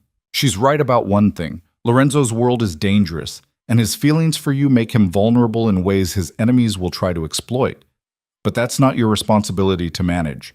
He chose his life long before he met you. I know, but I'm choosing to give him 6 months, which means I'm choosing to be part of that danger, at least peripherally. Then we need to be smart about it. No more late nights at the boutique alone. I'll drive you home when we work past dark.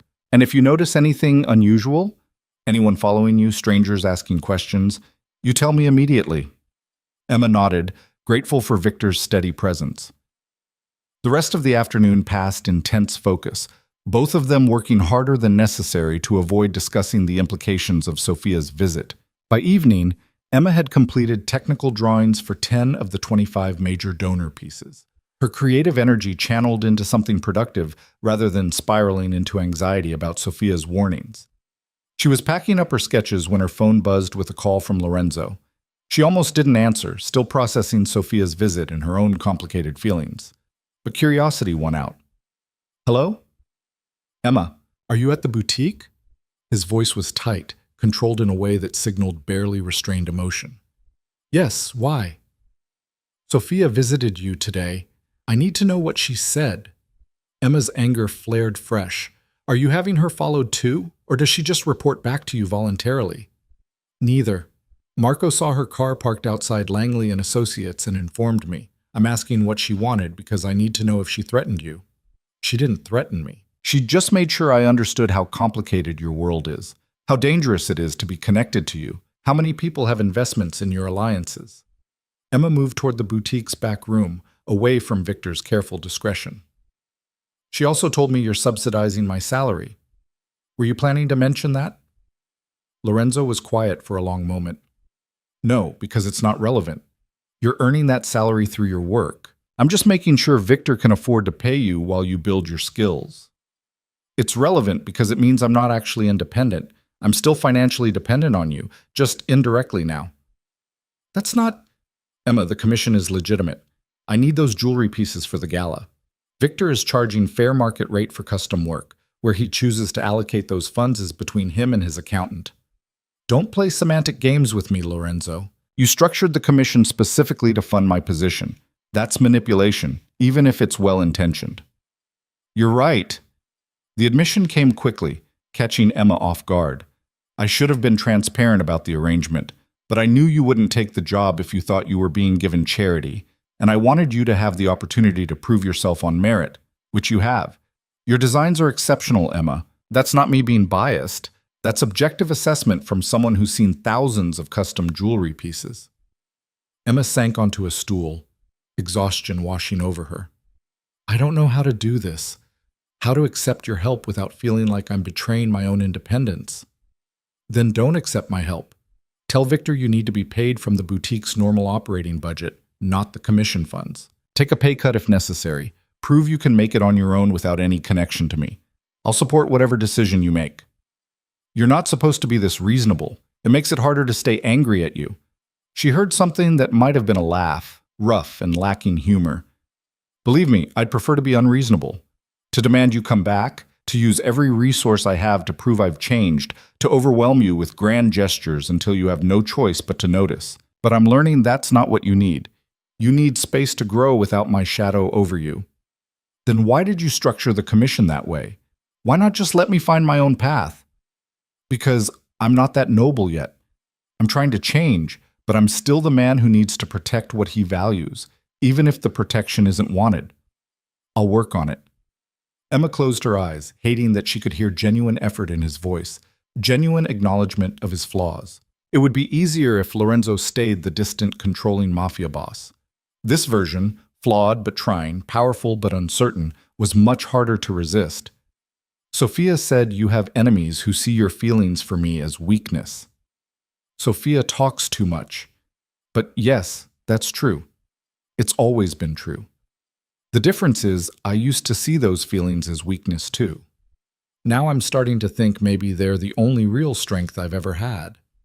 That's a pretty sentiment, Lorenzo. But pretty sentiments don't stop bullets. No, they don't. Which is why I'm asking you to let the security team I arranged stay close. Not surveillance, just protection. There are people who would hurt you to hurt me, and I can't... His voice cracked slightly, barely perceptible. I can't let anything happen to you, Emma. That's non-negotiable. Emma understood the subtext. This was the line Lorenzo wouldn't cross, the one condition he'd break if she pushed. And maybe that was okay. Maybe accepting protection wasn't the same as accepting control. Fine, but they stay invisible. I don't want to feel watched. Agreed. Thank you. They hung up shortly after, Emma's emotions more tangled than ever. She gathered her things and found Victor waiting by the door, keys in hand. Ready to go home? More than ready. Today was exhausting. The drive to Rachel's apartment was quiet, Emma too drained for conversation. But as Victor pulled up to the building, he offered one final piece of wisdom.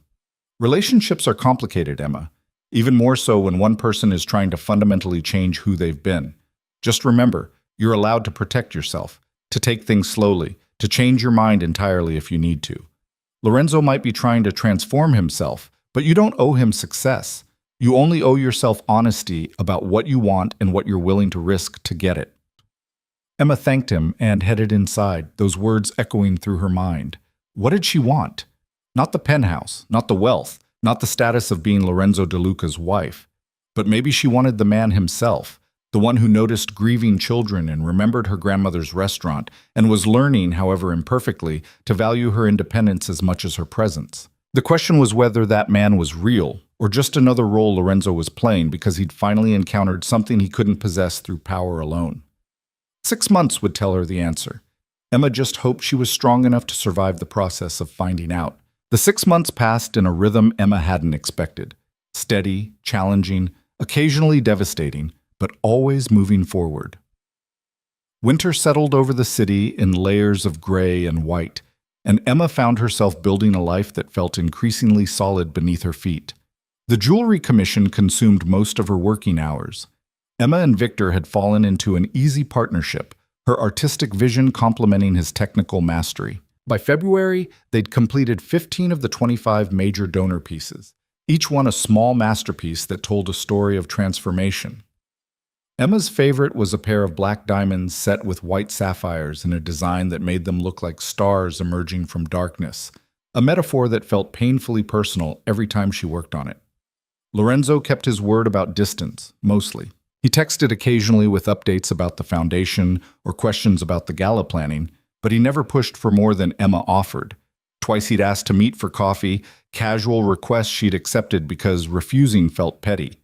Those meetings had been surprisingly easy, conversation flowing between them like they were old friends catching up rather than estranged spouses navigating impossible feelings.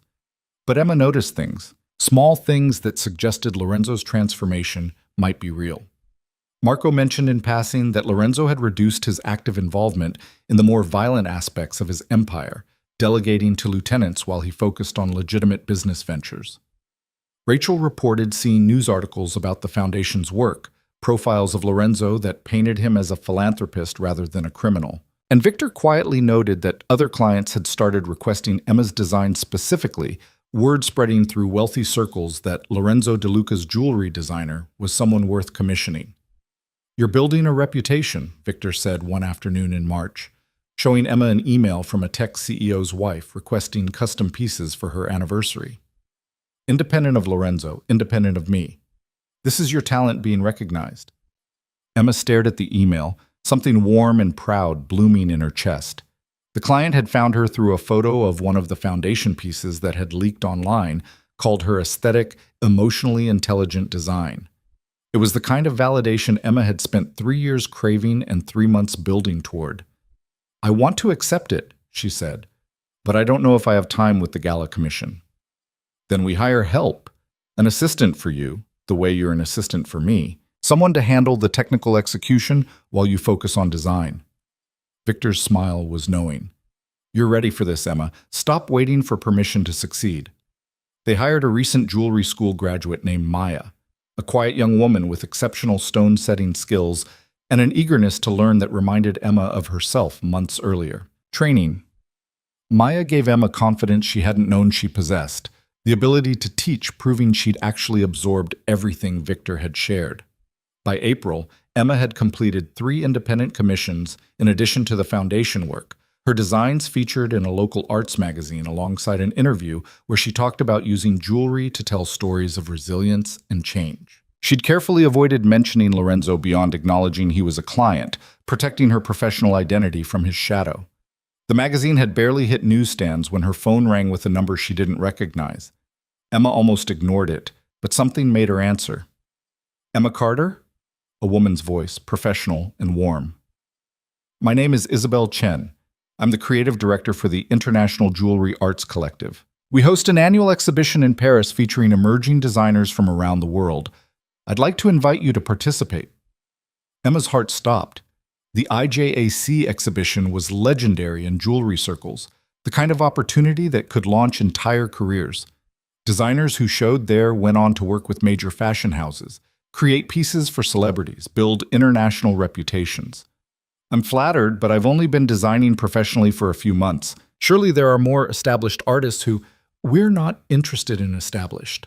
We're interested in vision, emotional resonance, and technical skill that serves the artistic concept rather than showing off. Your foundation pieces demonstrate all of that. Isabel's tone was matter of fact, brooking no argument. The exhibition is in September. We'd need 3 to 5 original pieces that represent your aesthetic philosophy. Are you interested? Yes. The word came out before Emma could overthink it. Yes, absolutely. They discussed logistics, travel arrangements, shipping procedures, the selection committee's expectations. When Emma hung up 20 minutes later, she was shaking with adrenaline and terror in equal measure. Paris. An international exhibition. Recognition as a legitimate artist, not just Lorenzo De Luca's wife who dabbled in jewelry design. She called Victor immediately, barely coherent as she explained the opportunity. His response was characteristically calm and encouraging, practical advice mixed with genuine pride in her achievement. This is what you've been working toward. You'll need to create pieces specifically for the exhibition, something that showcases your range while maintaining a cohesive vision. Start sketching concepts, and we'll review them together. Emma spent the rest of the day in a creative frenzy, filling pages with rough designs that explored themes of captivity and freedom, control and choice, the way beautiful things could be both treasures and cages. By evening, she'd narrowed her focus to a collection she mentally titled Unbound, 5 pieces that told the story of a woman transforming from ornament to artist, from possessed to self-possessed. She was so absorbed in her sketches that she didn't notice someone entering the boutique until Lorenzo's voice cut through her concentration. Victor said I'd find you here. He stood near the door, not approaching, giving her space even as his presence filled the room. Congratulations on the Paris exhibition. That's incredible, Emma. Emma set down her pencil, studying him. How did you hear about that? I just got the call 3 hours ago. Isabel Chen emailed me asking for a reference. She wanted to confirm your work quality and professional conduct before extending the invitation. Lorenzo's expression was carefully neutral.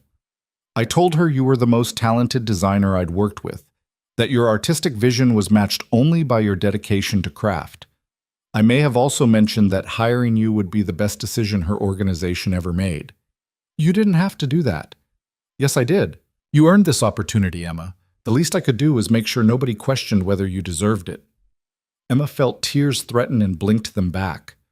4 months ago, Lorenzo barely noticed her creative work. Now he was advocating for her talent to international arts organizations. The change was so profound it almost didn't feel real. Thank you, she said quietly. That means more than you know. Lorenzo moved closer, still maintaining respectful distance, and Emma saw he looked tired, not physically exhausted, but worn in some deeper way, like carrying weight that couldn't be set down. Are you okay? The question escaped before she could stop it. 3 years of trained concern for his well-being surfacing despite everything. Honestly? No. But I'm learning that being okay isn't always the goal. Sometimes the goal is just being better than you were yesterday. He gestured to her sketches. Can I see what you're working on? Emma hesitated, then turned her sketchbook toward him. The designs were raw, vulnerable, exposing more of her emotional journey than she'd intended to share. But something about the exhaustion in Lorenzo's eyes made her want to be honest. He studied the sketches in silence, his expression unreadable. When he finally looked up, Emma saw understanding in his dark eyes. These are about us, about what you went through. They're about transformation, about choosing yourself when everything tells you to disappear. Emma met his gaze steadily. But yes, our marriage, leaving it, surviving it, learning who I am without it, that's the foundation. They're devastating and beautiful. The kind of beautiful that makes people uncomfortable because it's too honest. Lorenzo touched the edge of her sketchbook carefully, like it might burn him. You're going to be extraordinary, Emma. You already are. I just wish I'd seen it sooner. The moment stretched between them, heavy with unspoken words and feelings too complicated to name. Emma wanted to ask if he was really changing or just performing change convincingly enough to fool them both. She wanted to ask if he missed her the way she sometimes, in quiet moments, missed him. She wanted to ask what happened when their 6 months ended in 2 months, whether they'd finalize the divorce or find some new arrangement neither of them could define yet. But before she could ask anything, the boutique door burst open and Marco appeared, his usually composed expression tight with urgency. "Lorenzo, we have a situation. Sophia's family is moving against our shipping agreements. They're claiming breach of contract and threatening to close the routes entirely." Lorenzo's entire demeanor shifted, the tired man disappearing behind the Mafia boss who controlled empires through ruthless strategy. When? They're calling a meeting for tomorrow night. Neutral territory, but everyone knows neutral territory isn't actually neutral when the Marcelli family controls the venue. Then we control the attendees, pull in the Horvath family, the Chen syndicate, anyone with interest in keeping those routes operational. If Sophia wants to play power games, we'll remind her that she's not the only player. Lorenzo's voice had gone cold, calculating, and Emma felt a chill run through her. This was the man she'd left, the one who navigated violence and betrayal like chess moves, who saw every relationship as leverage, who built power on foundations of fear. For a moment, she'd forgotten that version of Lorenzo existed underneath the transformed exterior. Marco glanced at Emma, clearly uncomfortable with the conversation happening in front of her, but Lorenzo waved off his concern. "Emma knows what I am. What I'm trying not to be anymore, but still am when threatened." He turned back to Emma, and she saw both versions of him warring in his expression, the man trying to change, and the boss who'd never learned how to back down. "I have to handle this. It's not optional." "I know." Emma's voice came out steadier than she felt. "That's the problem, isn't it? You can't just walk away from your empire like I walked away from our marriage. It's built into everything you are. I'm trying to dismantle it, piece by piece, operation by operation, but it takes time, and sometimes pieces fight back." Lorenzo looked at Marco. "Give me 5 minutes, then bring the car around." Marco left, and silence settled heavy between Emma and Lorenzo. Outside the boutique windows, the city continued its evening rhythm. Normal people heading home to normal lives, unaware of the criminal negotiations happening in the spaces between their simple existence. "This is why we can't work," Emma said quietly. "Because your world doesn't allow for transformation. It allows for strategy, for adaptation, for finding new ways to maintain control. But actual change? Actual escape? That's not possible when your entire life is built on power dynamics." "You're wrong." Lorenzo's voice was fierce, urgent. "I've changed more in 4 months than I did in the previous 30 years. I've started a foundation, stepped back from violent operations, learned to apologize and mean it. That's not strategy, Emma. That's genuine transformation.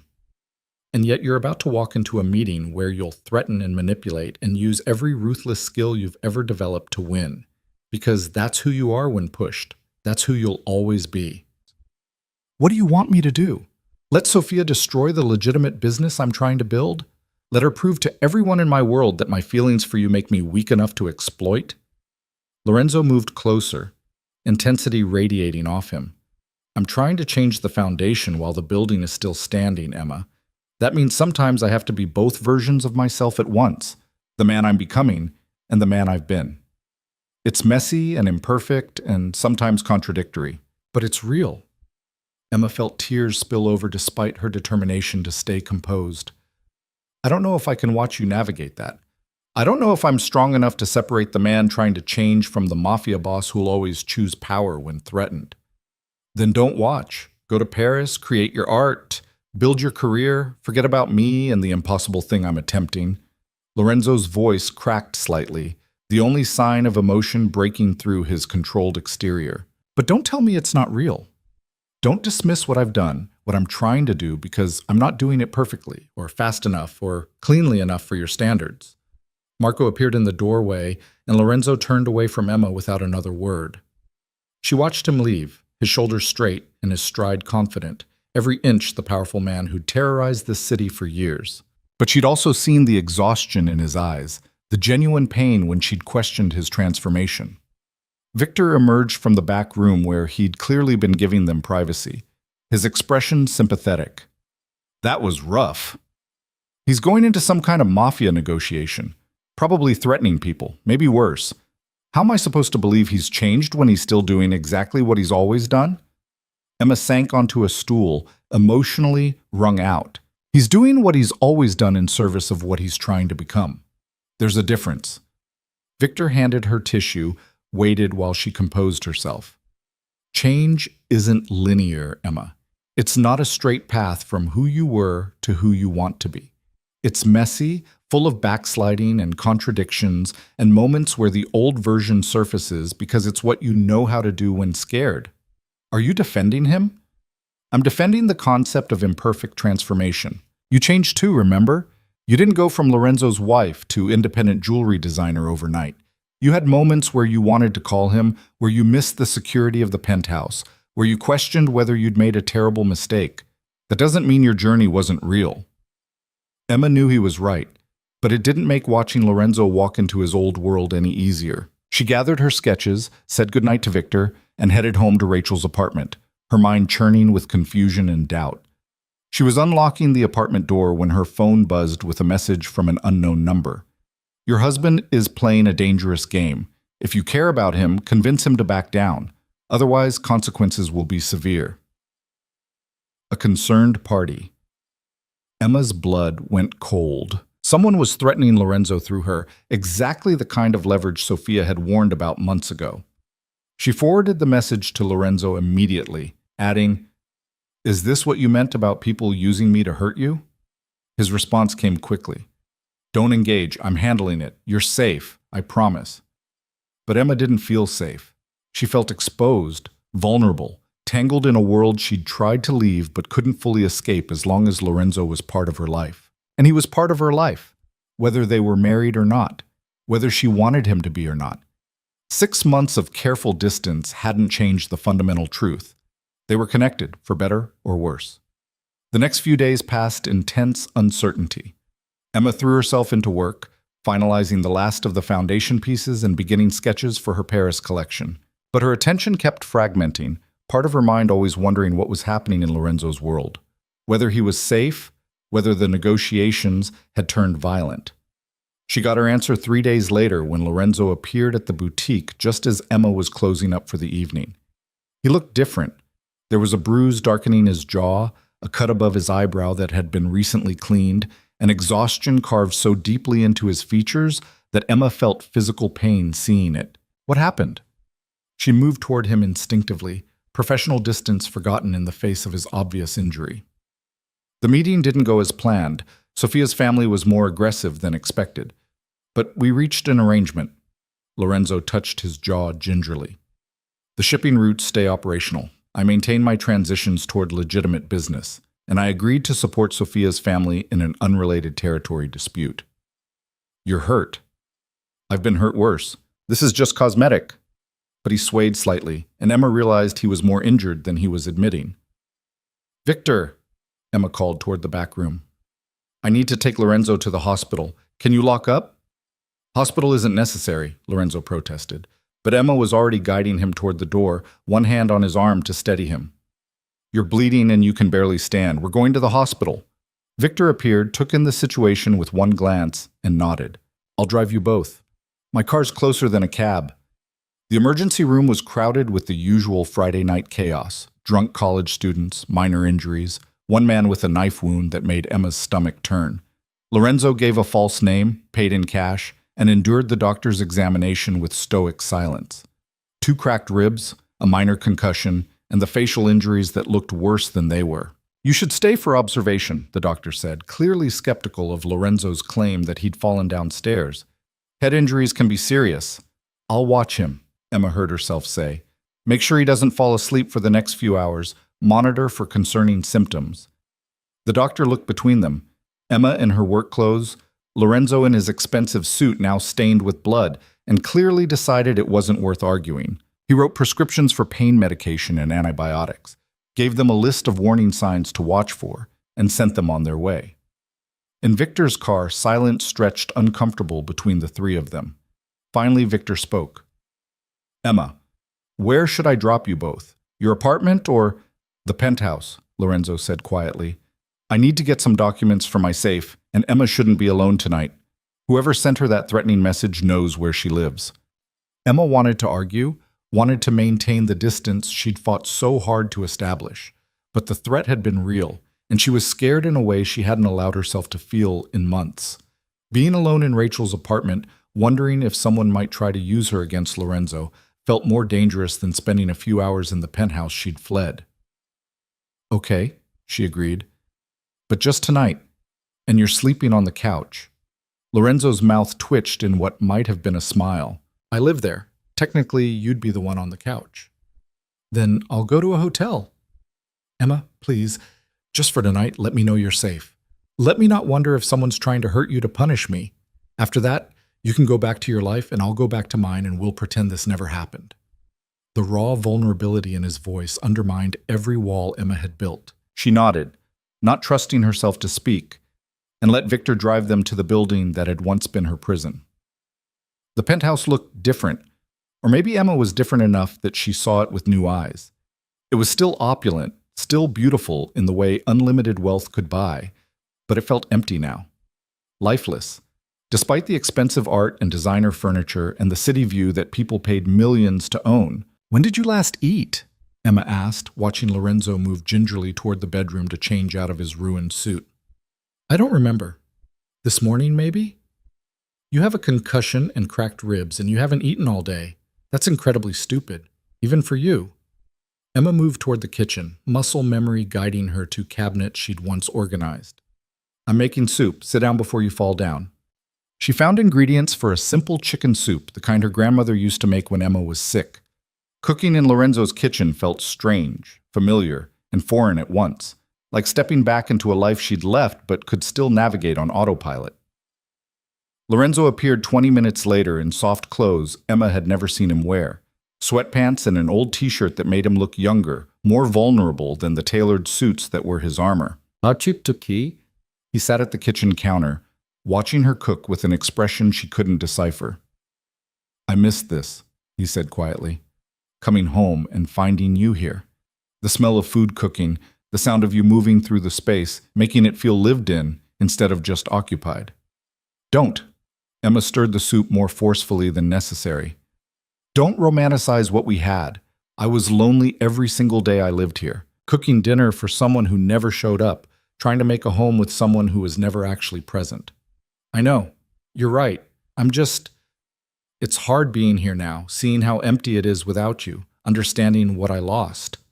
Lorenzo touched his ribs carefully, wincing. The business meeting today, when Sophia's cousin threw the first punch, you know what my first thought was? Not about strategy or retaliation or protecting my interests. It was about whether I'd see you again, whether I'd get the chance to finish what I started 6 months ago. Emma ladled soup into bowls, her hands shaking slightly. Which is what exactly? Winning me back? Proving you changed? Erasing the guilt of how you treated me? All of that. None of that. I don't even know anymore. Lorenzo accepted the bowl she set in front of him, their fingers brushing briefly. I just know that trying to become someone worthy of you has made me more myself than 3 decades of being Lorenzo DeLuca Mafia boss. That probably doesn't make sense. It makes perfect sense. You've been playing a role your whole life, your father's role, your family's expectations, the part the Empire needed you to fill, but you never figured out who Lorenzo actually is underneath all that.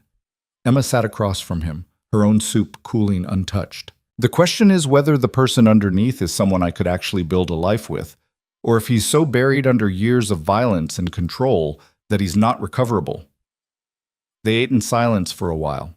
The soup warming Emma from the inside even as anxiety kept her stomach tight.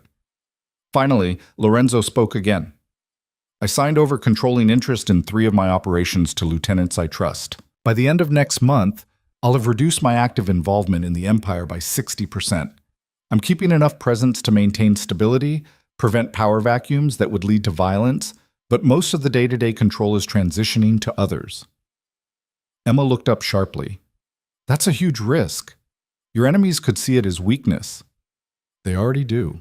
Tonight proved that. But I'd rather be seen as weak and actually have a life worth living than maintain power I don't even enjoy anymore. Lorenzo met her eyes, and Emma saw determination there, fierce and unwavering.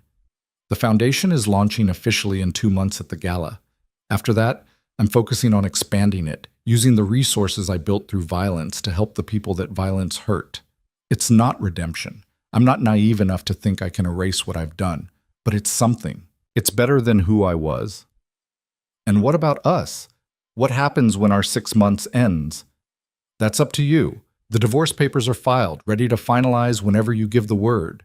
Or we could try something else. Not a marriage, not yet, maybe not ever, but a partnership. 2 independent people who choose to be in each other's lives because they want to be, not because of obligation or contracts or family arrangements. Lorenzo set down his spoon carefully. I'm not asking you to come back here to be my wife again, to step back into the role you left. I'm asking if you'd be willing to see where this goes if we both keep changing, keep growing, keep being honest about what we want and what we can actually offer each other. Emma felt tears threaten again, overwhelmed by the sincerity in his voice and the impossibility of what he was suggesting. I don't know if I trust this yet, if I trust you, or if I trust myself not to fall back into old patterns. Then don't decide tonight. Finish your soup, sleep in the guest room, and tomorrow go back to your life.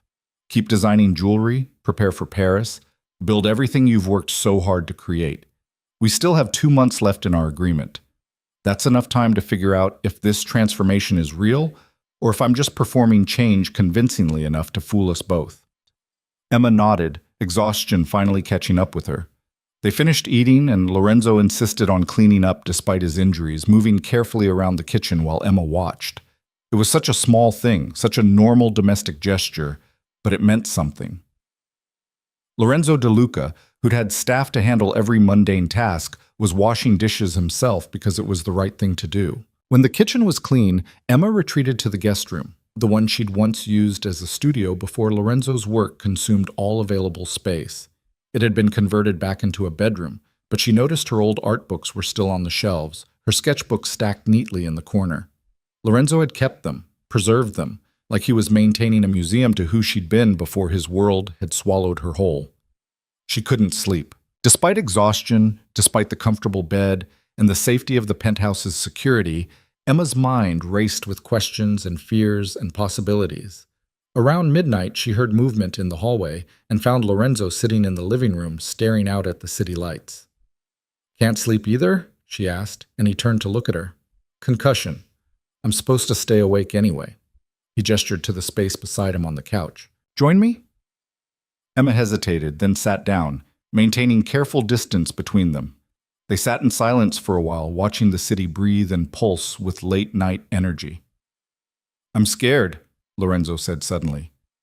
"I've faced death, betrayal, violence that would break most people, and I've never been scared the way I am now.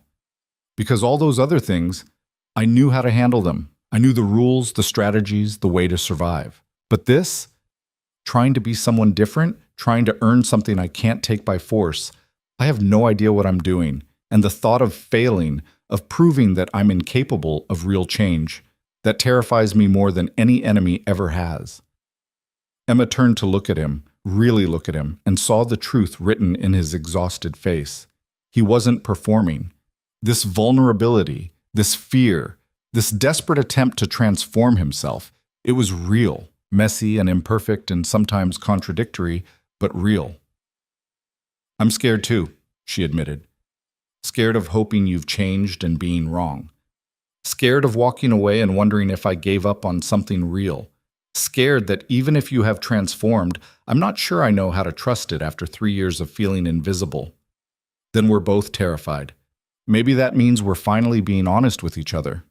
Lorenzo shifted slightly, wincing at the pain in his ribs. "For what it's worth, Emma, you were never invisible to me. You were too visible, too bright, too much of everything I didn't know how to handle. So I tried to dim you down, contain you, fit you into a space I could manage. That's on me. That's my failure, not yours." Emma felt something shift inside her, some frozen place beginning to thaw despite her best efforts to stay protected. She reached out and took Lorenzo's hand, a simple gesture that felt monumental given everything between them. I don't know what happens next, she said quietly. I don't know if we can actually build something real or if we're just two broken people trying to fix each other. But I'm willing to find out. Not tonight, not by rushing back into anything. But maybe when the 6 months are up, we don't finalize the divorce immediately. Maybe we see if this fragile thing we're building can survive in the real world. Lorenzo's fingers tightened around hers, and when Emma looked at him, she saw tears tracking silently down his face. In all their years together, she'd never seen Lorenzo cry. She'd seen him angry, cold, calculating, occasionally tender, but never openly emotional like this. Thank you, he whispered, for not giving up on me completely, for being brave enough to keep the door open even when I've given you every reason to slam it shut. They sat like that for hours, hands linked, watching the city transform from night to dawn. Emma dozed against Lorenzo's shoulder eventually, exhaustion overcoming her defenses, and woke to find morning light streaming through the windows, and Lorenzo carefully extracting himself to avoid disturbing her. I should go, Emma said, sitting up and immediately missing the warmth of his presence. Rachel will be worried, and I have work this afternoon. I'll have Marco drive you. Lorenzo stood carefully, his injuries clearly painful despite his attempts to hide it. And Emma? Would you consider coming to the Foundation Gala? Not as my wife, not as my date, but as the designer who created something beautiful for a cause that matters. You deserve to see the impact of your work. Emma thought about it, testing the idea against her instincts. A month ago, she would have refused immediately, unwilling to step back into Lorenzo's world even peripherally. But something had shifted between them in the night, not back to what they'd been, but forward into something new and undefined. I'll think about it, she said, and saw hope bloom across Lorenzo's face. Marco drove her back to Rachel's apartment, maintaining professional silence that Emma appreciated.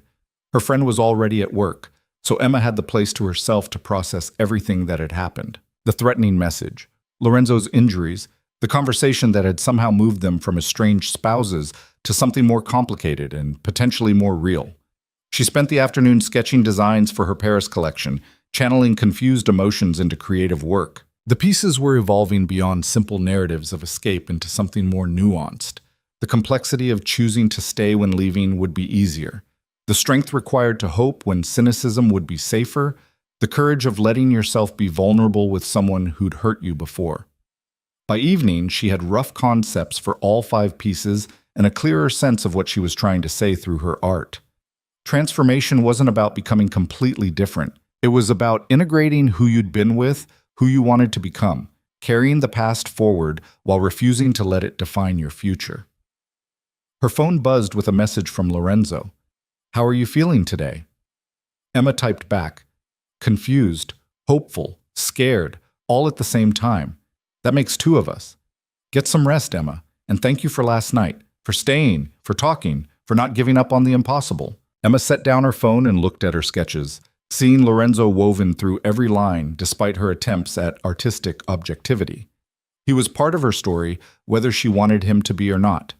The question was what story they'd write together moving forward, tragedy or transformation, ending or new beginning.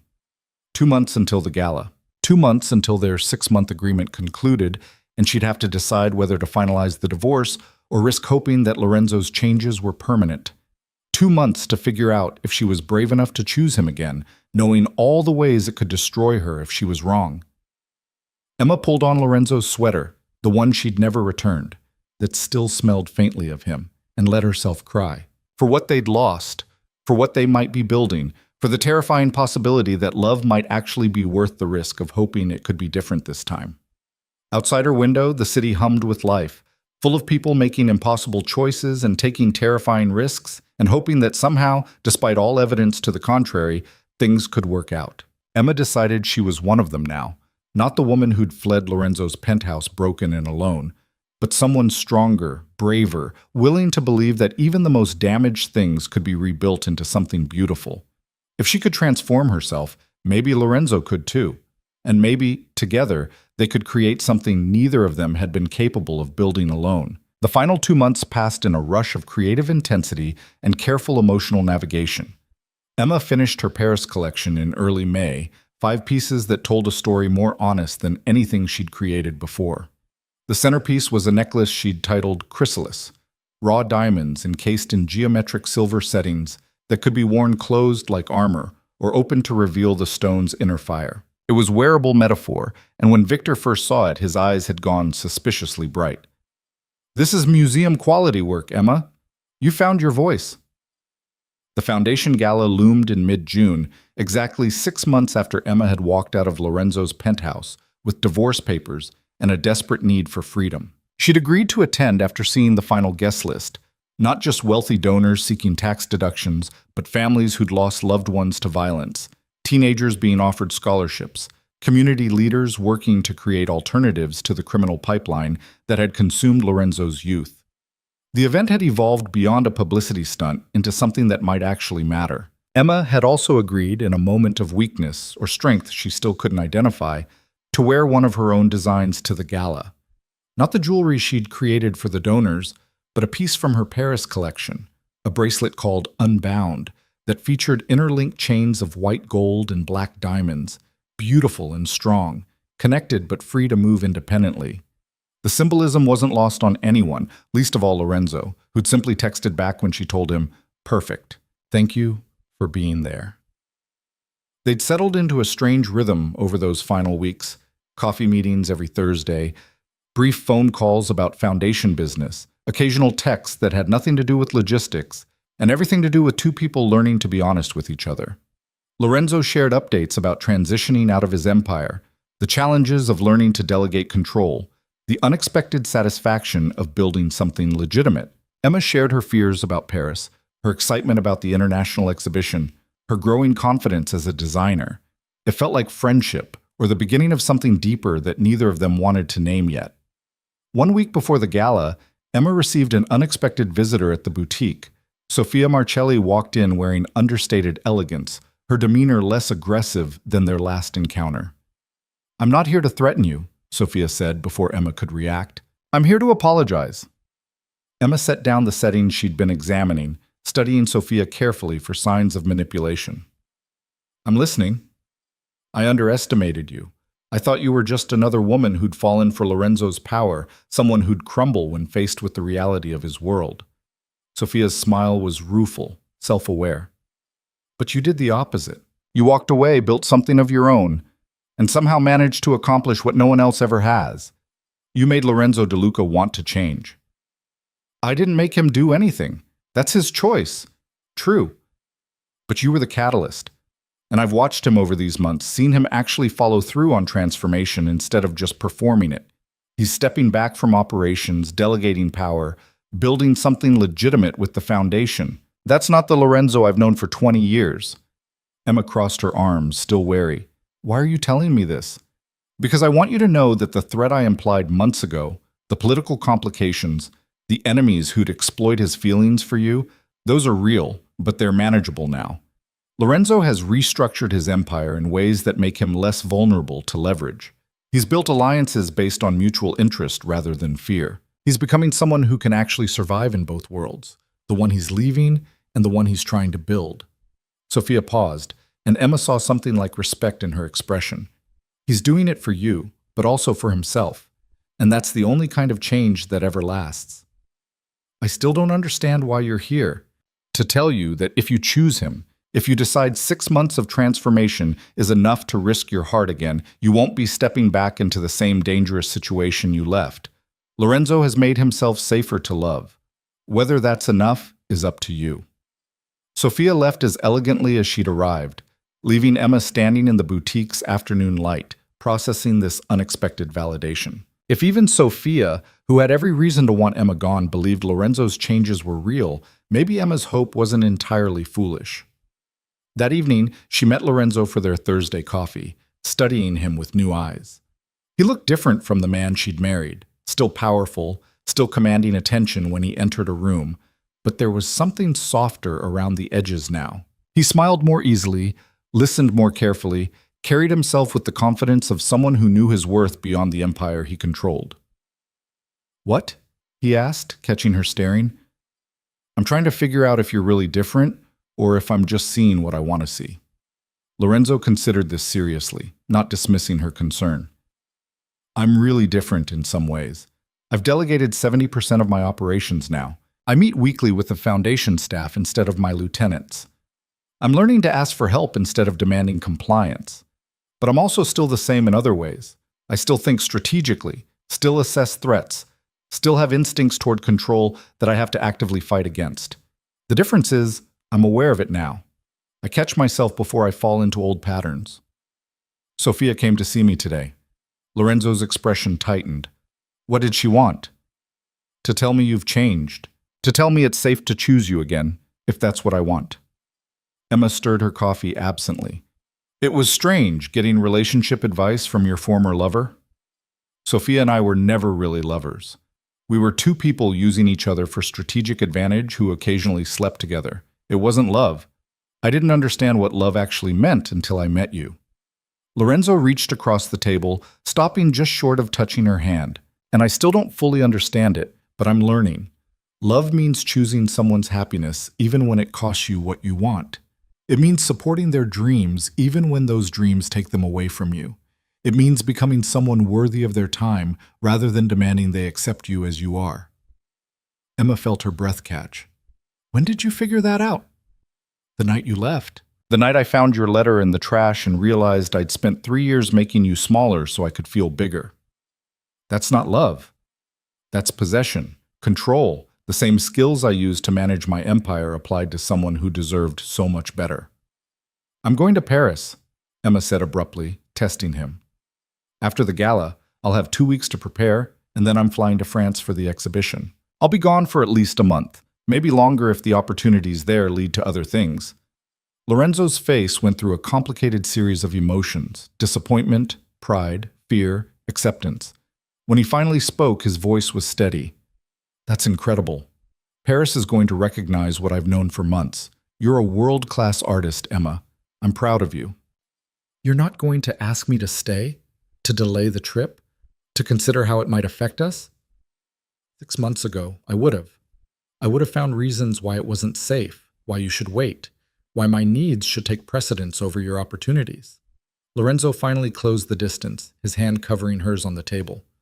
But I'm trying to be different, remember? Your dreams don't have to accommodate my fear of losing you. They get to be fully yours, pursued without compromise. Emma turned her hand over, lacing her fingers through his. The contact sent electricity through her. 3 years of complicated history and 6 months of careful rebuilding condensing into this moment of simple connection. What happens to us when I'm in Paris? She asked quietly. Whatever you want to happen. We can put everything on hold while you focus on your career. We can try long distance, video calls and texts, and missing each other across an ocean. We can finalize the divorce and start completely fresh when you get back. You decide, Emma. I'm just grateful you're considering any option that includes me in your future. Emma wanted to kiss him. The desire was sudden and overwhelming. 6 months of denying how much she still wanted Lorenzo crashing through her careful defenses. But she held back, not ready to cross that line yet, not sure what it would mean if she did. Let's get through the gala first, she said, her voice shakier than she'd intended. Then we'll figure out Paris and divorces and whatever comes next. Lorenzo nodded, understanding in his dark eyes, and they finished their coffee talking about safer things, the final gala preparations, Emma's anxiety about the Paris exhibition, Victor's plans to expand the boutique into a full design studio. But underneath the surface conversation, Emma felt something building between them, potential energy waiting for the right moment to transform into something real. The night of the gala arrived with unseasonable warmth, the city draped in early summer heat that made everything feel languid and full of possibility. Emma dressed carefully in her apartment. She'd finally moved out of Rachel's place into a small studio she could afford on her salary and commission earnings, choosing a simple black dress that would let her unbound bracelet be the focal point.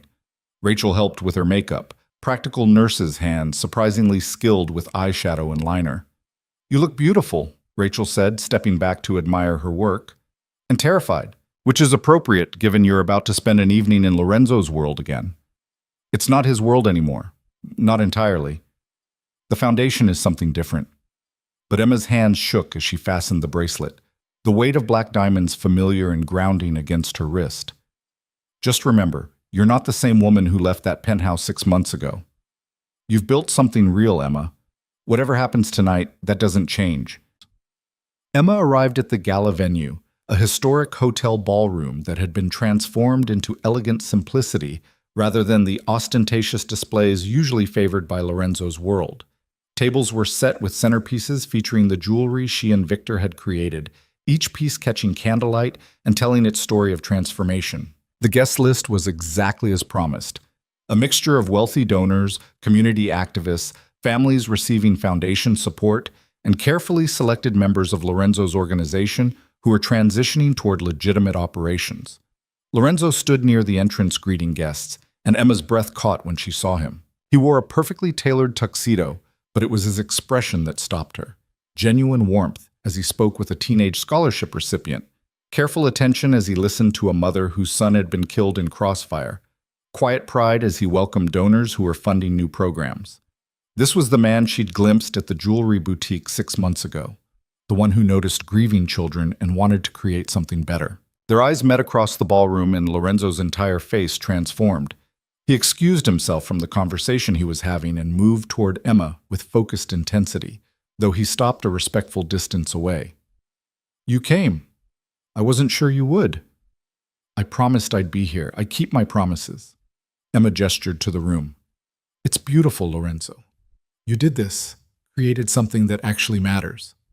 We did this. Your designs are the heart of it, the physical reminder of what transformation looks like." His gaze dropped to her wrist, and she saw emotion flash across his face when he recognized the bracelet. "You're wearing one of your Paris pieces." It felt appropriate. Connected but free, beautiful but strong. It's what I've been working toward. Lorenzo looked like he wanted to say something more, but Victor appeared with a couple interested in commissioning custom work, and Emma was pulled into conversation about her design philosophy and artistic process. The evening unfolded in a blur of introductions and champagne, speeches about the Foundation's mission, and a video presentation showing families whose lives had been changed by the programs being funded. Emma found herself seated at Lorenzo's table for dinner, not beside him but close enough to observe him throughout the meal. He was completely present, engaged with every guest, asking thoughtful questions and listening to answers with genuine interest. This wasn't performance. It was who he'd become when he stopped trying to control everything and started actually connecting with people. During dessert, Lorenzo stood to give a speech. Emma had helped him prepare it over their Thursday coffee meetings, but hearing him deliver it made the words more powerful. 6 months ago, I started this foundation for the wrong reasons. I thought it would be good publicity, a way to rehabilitate my reputation, a strategic move that might help with certain business transitions. But something unexpected happened. I met the families we're trying to help, heard their stories, understood the real cost of the violence I'd helped perpetuate. And I realized I had a choice. I could keep building power that ultimately meant nothing, or I could use the resources I'd accumulated to create something that might actually matter. He paused, and Emma saw his eyes find her across the table. Someone once told me that transformation isn't about becoming completely different. It's about integrating who you've been with, who you want to become. I've been a lot of things in my life, most of them not particularly admirable, but I'm trying to become someone who uses strength to protect rather than control, who builds up rather than tears down, who creates opportunities instead of exploiting vulnerabilities. This foundation is part of that journey, and I'm grateful to everyone here who's chosen to support it. The applause was genuine, emotional even, and Emma felt tears threaten. Lorenzo had found his way to authenticity, to purpose beyond power. Whether that was enough to rebuild their relationship remained to be seen, but it was enough to make her hope. After dinner, as guests mingled and examined the jewelry displays more closely, Lorenzo found Emma standing near the windows overlooking the city. "Can we talk?" he asked quietly. "Somewhere private?" Emma nodded, letting him guide her to a small terrace off the main ballroom. The night air was warm, carrying the scent of summer flowers from the hotel's rooftop garden. They stood at the railing, the city sprawling beneath them like it had that night in the penthouse, but everything felt different now. "I have something for you," Lorenzo said, pulling a small box from his jacket pocket. "Before you panic, it's not an engagement ring or some grand gesture meant to pressure you. It's something else." He opened the box to reveal a key, simple, modern, clearly for an apartment or building. What is this? The deed to your studio apartment is in your name as of this afternoon. I bought the building from the owner and transferred your unit to you, fully paid off, no strings attached. Lorenzo's voice was careful, watching her reaction. You mentioned last week that your landlord was raising the rent, that you might have to move somewhere cheaper. I wanted you to have security, a place that's truly yours, that nobody can take away regardless of what happens between us. Emma stared at the key, emotions warring in her chest. Lorenzo, this is too much. I can't accept. Yes, you can, because it's not about us. It's about making sure you have the foundation to build your career without worrying about basic stability. You're going to Paris next month.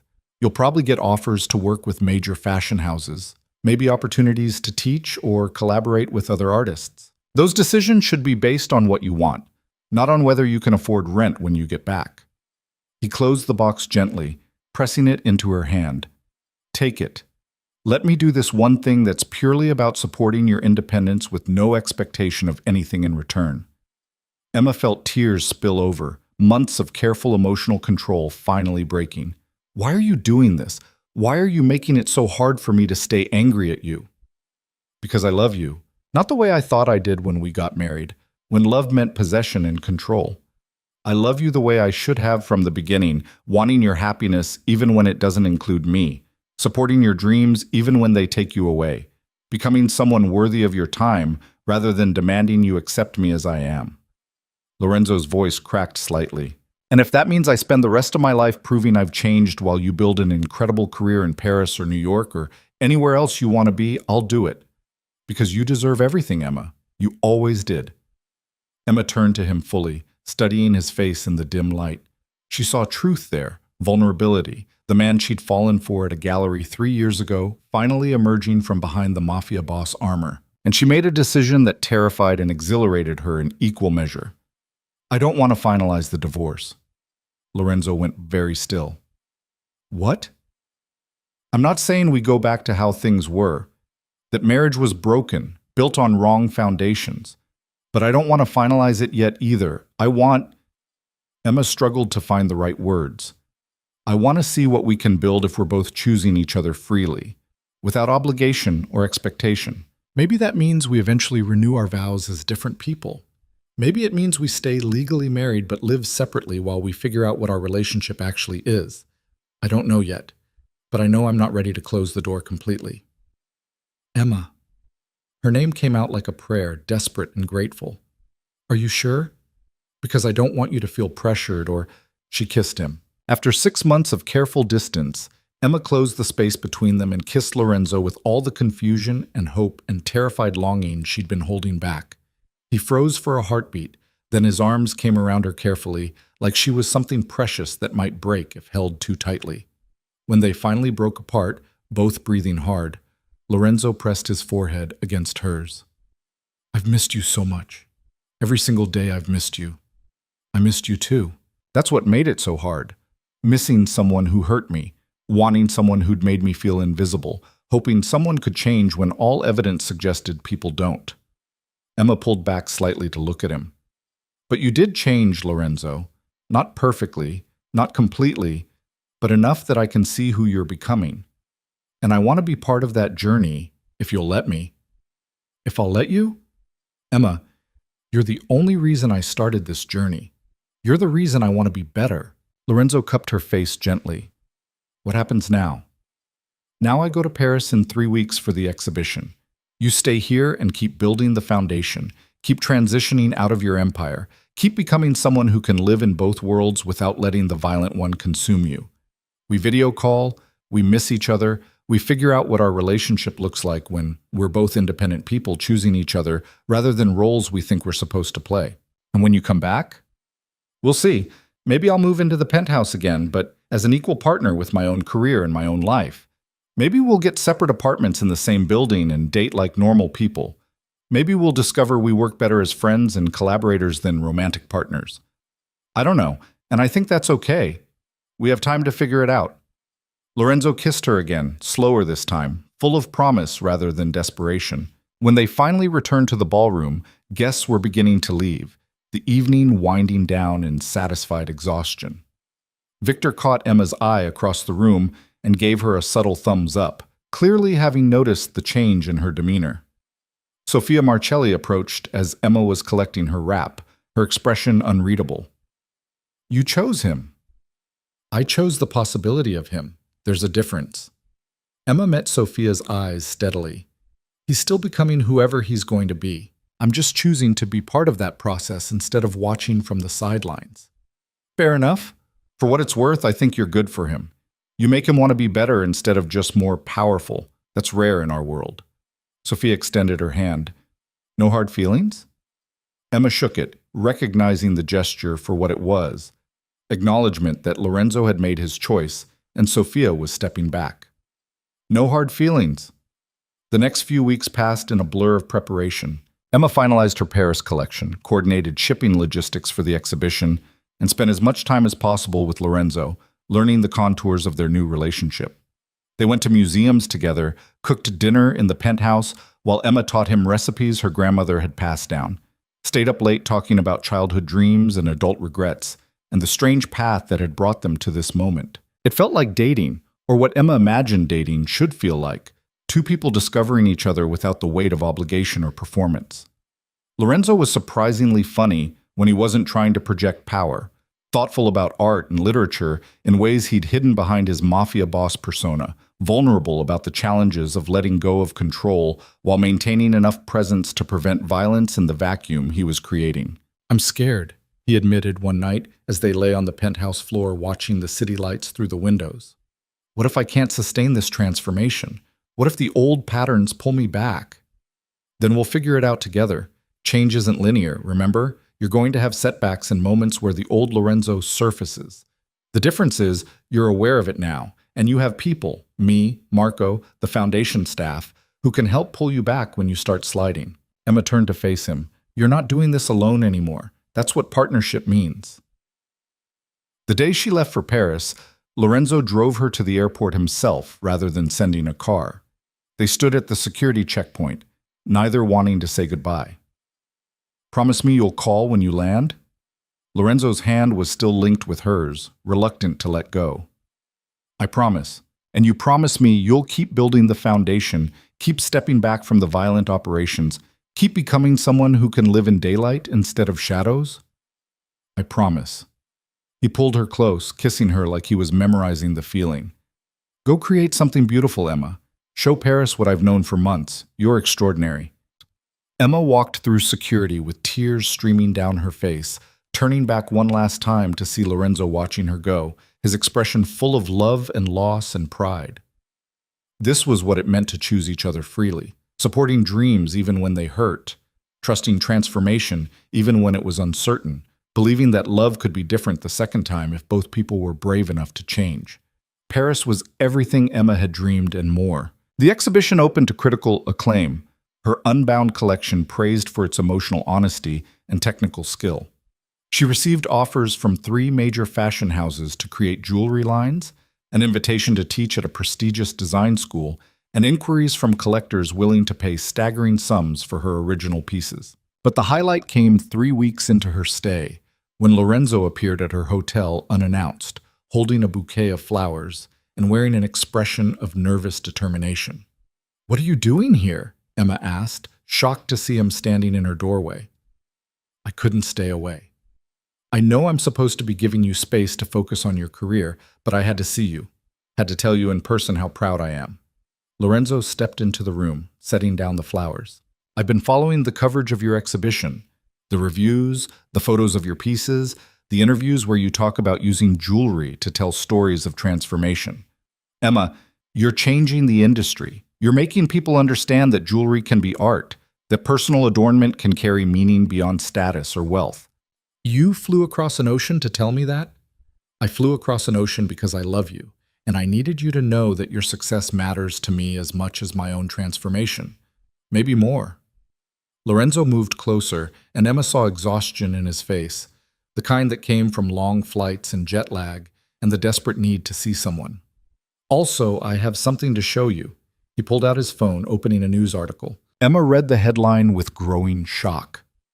Mafia boss Lorenzo De Luca turns state's evidence, agrees to testify against former associates in exchange for immunity. What is this? It's me finishing what I started. I met with federal prosecutors last week and agreed to provide evidence against the most violent operations in my former empire: human trafficking, drug distribution, contract killings. Everything I was trying to step away from, I'm now actively dismantling by cooperating with law enforcement. Lorenzo's voice was steady despite the magnitude of what he was saying. It means I'm burning bridges I can never rebuild. It means certain people will consider me a traitor. It means I'm choosing a legitimate life permanently. No possibility of going back. Emma sank onto the bed, trying to process this. Lorenzo, that's incredibly dangerous. You'll have enemies, people who want revenge. I'll have witness protection if I need it. I'll have security. But more importantly, I'll have a clean slate. No more shadows, no more violence, no more living in the gray areas between legal and criminal. I'll be able to build the foundation without people questioning where the funding comes from. I'll be able to stand beside you publicly without worrying that my reputation damages your career. He knelt in front of her, taking her hands. I'm doing what you did 6 months ago, walking away from everything I knew to build something better. And I'm asking if you'll be part of what I build on the other side. Emma felt tears streaming down her face, overwhelmed by the enormity of Lorenzo's decision. He was destroying his empire, risking his life, choosing transformation so complete there would be no possibility of return. For himself, yes, but also for the chance to be worthy of her. This is insane. This is the most reckless, brave, terrifying thing you've ever done. Is that a yes?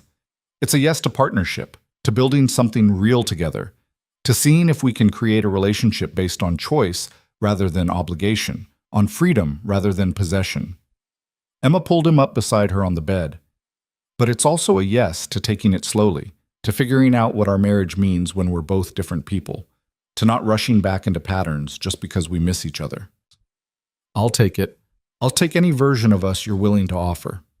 Lorenzo kissed her, and Emma tasted salt from both their tears, felt the trembling in his hands that suggested how much this moment cost him. They spent the next 3 days in Paris together, walking along the Seine, visiting museums, eating at small cafes where nobody knew Lorenzo De Luca's name or reputation.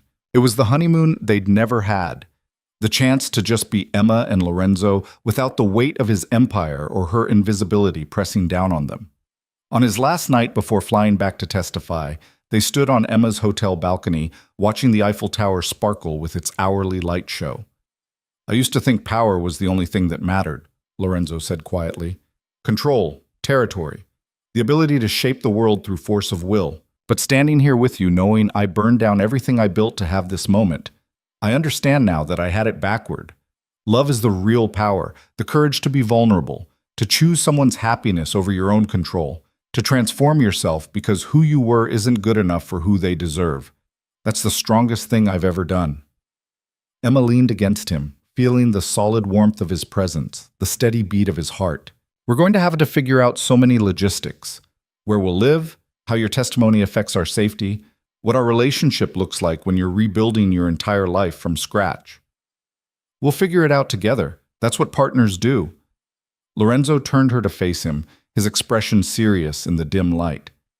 Emma, when you come home from Paris, however long that takes, I want to start over. Not go back to our marriage, but build something new from the ground up. Date properly. Learn each other without performance or obligation. Create a relationship based on who we actually are, rather than who we thought we should be. What about the divorce papers? Still filed, still legal, ready to finalize if you ever decide that's what you want. But maybe instead of finalizing them, we eventually tear them up and write new vows. Ones that acknowledge we're both works in progress, that transformation is ongoing, that loving someone means supporting their evolution even when it's uncomfortable. He smiled, tentative and hopeful. What do you think? Emma kissed him by way of answer, pouring into it everything she couldn't quite articulate. Hope and fear and love, and the terrifying courage it took to choose someone after they'd hurt you. To believe transformation was possible when cynicism would be safer. To risk your heart on the promise that this time could be different. I think, she said when they finally broke apart, that sounds exactly right. Emma stayed in Paris for another 2 months, her success opening doors she'd never imagined. But she video called Lorenzo every day, watching him navigate testimony, establish himself as a legitimate businessman, build the foundation into something that genuinely changed lives. He was different in these calls, lighter, more himself, someone who laughed easily and talked about the future with excitement rather than strategic calculation. When she finally returned home in September, Lorenzo met her at the airport with flowers and a nervous smile, and they started over. Dating like they were strangers who'd just met, discovering each other without the weight of their complicated history pressing down. Some nights Emma stayed at her studio apartment, maintaining the independence she'd fought so hard to build. Other nights she stayed at the penthouse, but it felt different now, less like a cage and more like a home they were building together. Victor promoted Emma to co-owner of the boutique when her Paris success brought international clients requesting her designs. The foundation expanded into 3 new cities, Lorenzo's testimony helping dismantle operations that had destroyed countless lives. And slowly, carefully, 2 broken people who'd hurt each other learned how to love without possession, how to support without controlling, how to be partners instead of roles. On their 4th anniversary, 3 years of complicated marriage and 1 year of rebuilding, they stood in the same penthouse where Emma had once handed Lorenzo divorce papers, but everything was different now. "I have something for you," Emma said, pulling out a small box. Inside was a ring she had designed herself, interlocking bands of white gold and black diamonds that could move independently but created something more beautiful when aligned together. "It's us," Lorenzo said softly, understanding immediately. "Separate but stronger together. I thought maybe we could renew our vows, not the ones from 3 years ago that were about obligation and family alliances. New ones, about choosing each other freely, supporting each other's transformation, being partners in building something neither of us could create alone." Lorenzo pulled out his own box, revealing a matching ring he'd commissioned. "I was thinking the same thing. Great minds, apparently." They exchanged rings there in the penthouse.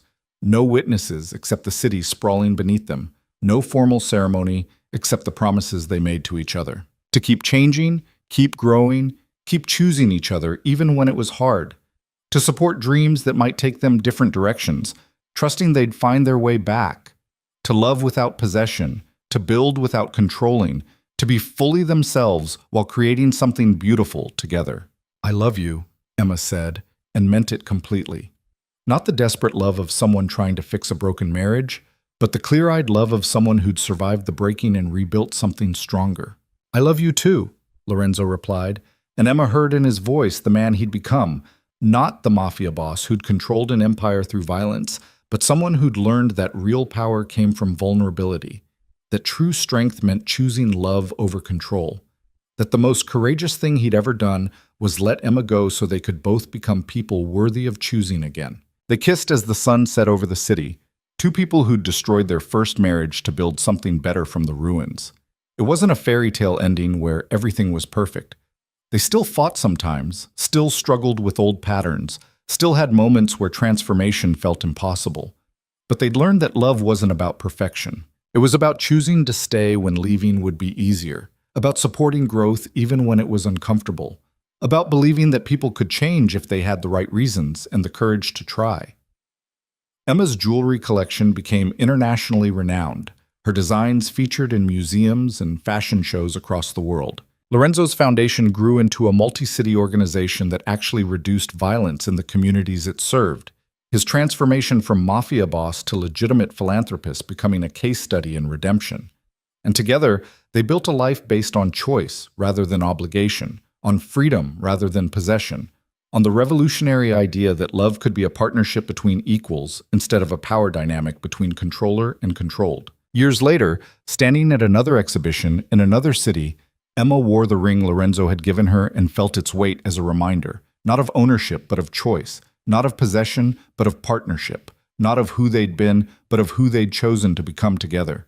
She'd walked away from Lorenzo De Luca's empire, and in doing so, she'd given them both the chance to build something better, something real, something worth choosing every single day. That, Emma thought, as she watched Lorenzo across the gallery supporting her career with the same intensity he'd once reserved for building his empire was the most beautiful transformation of all.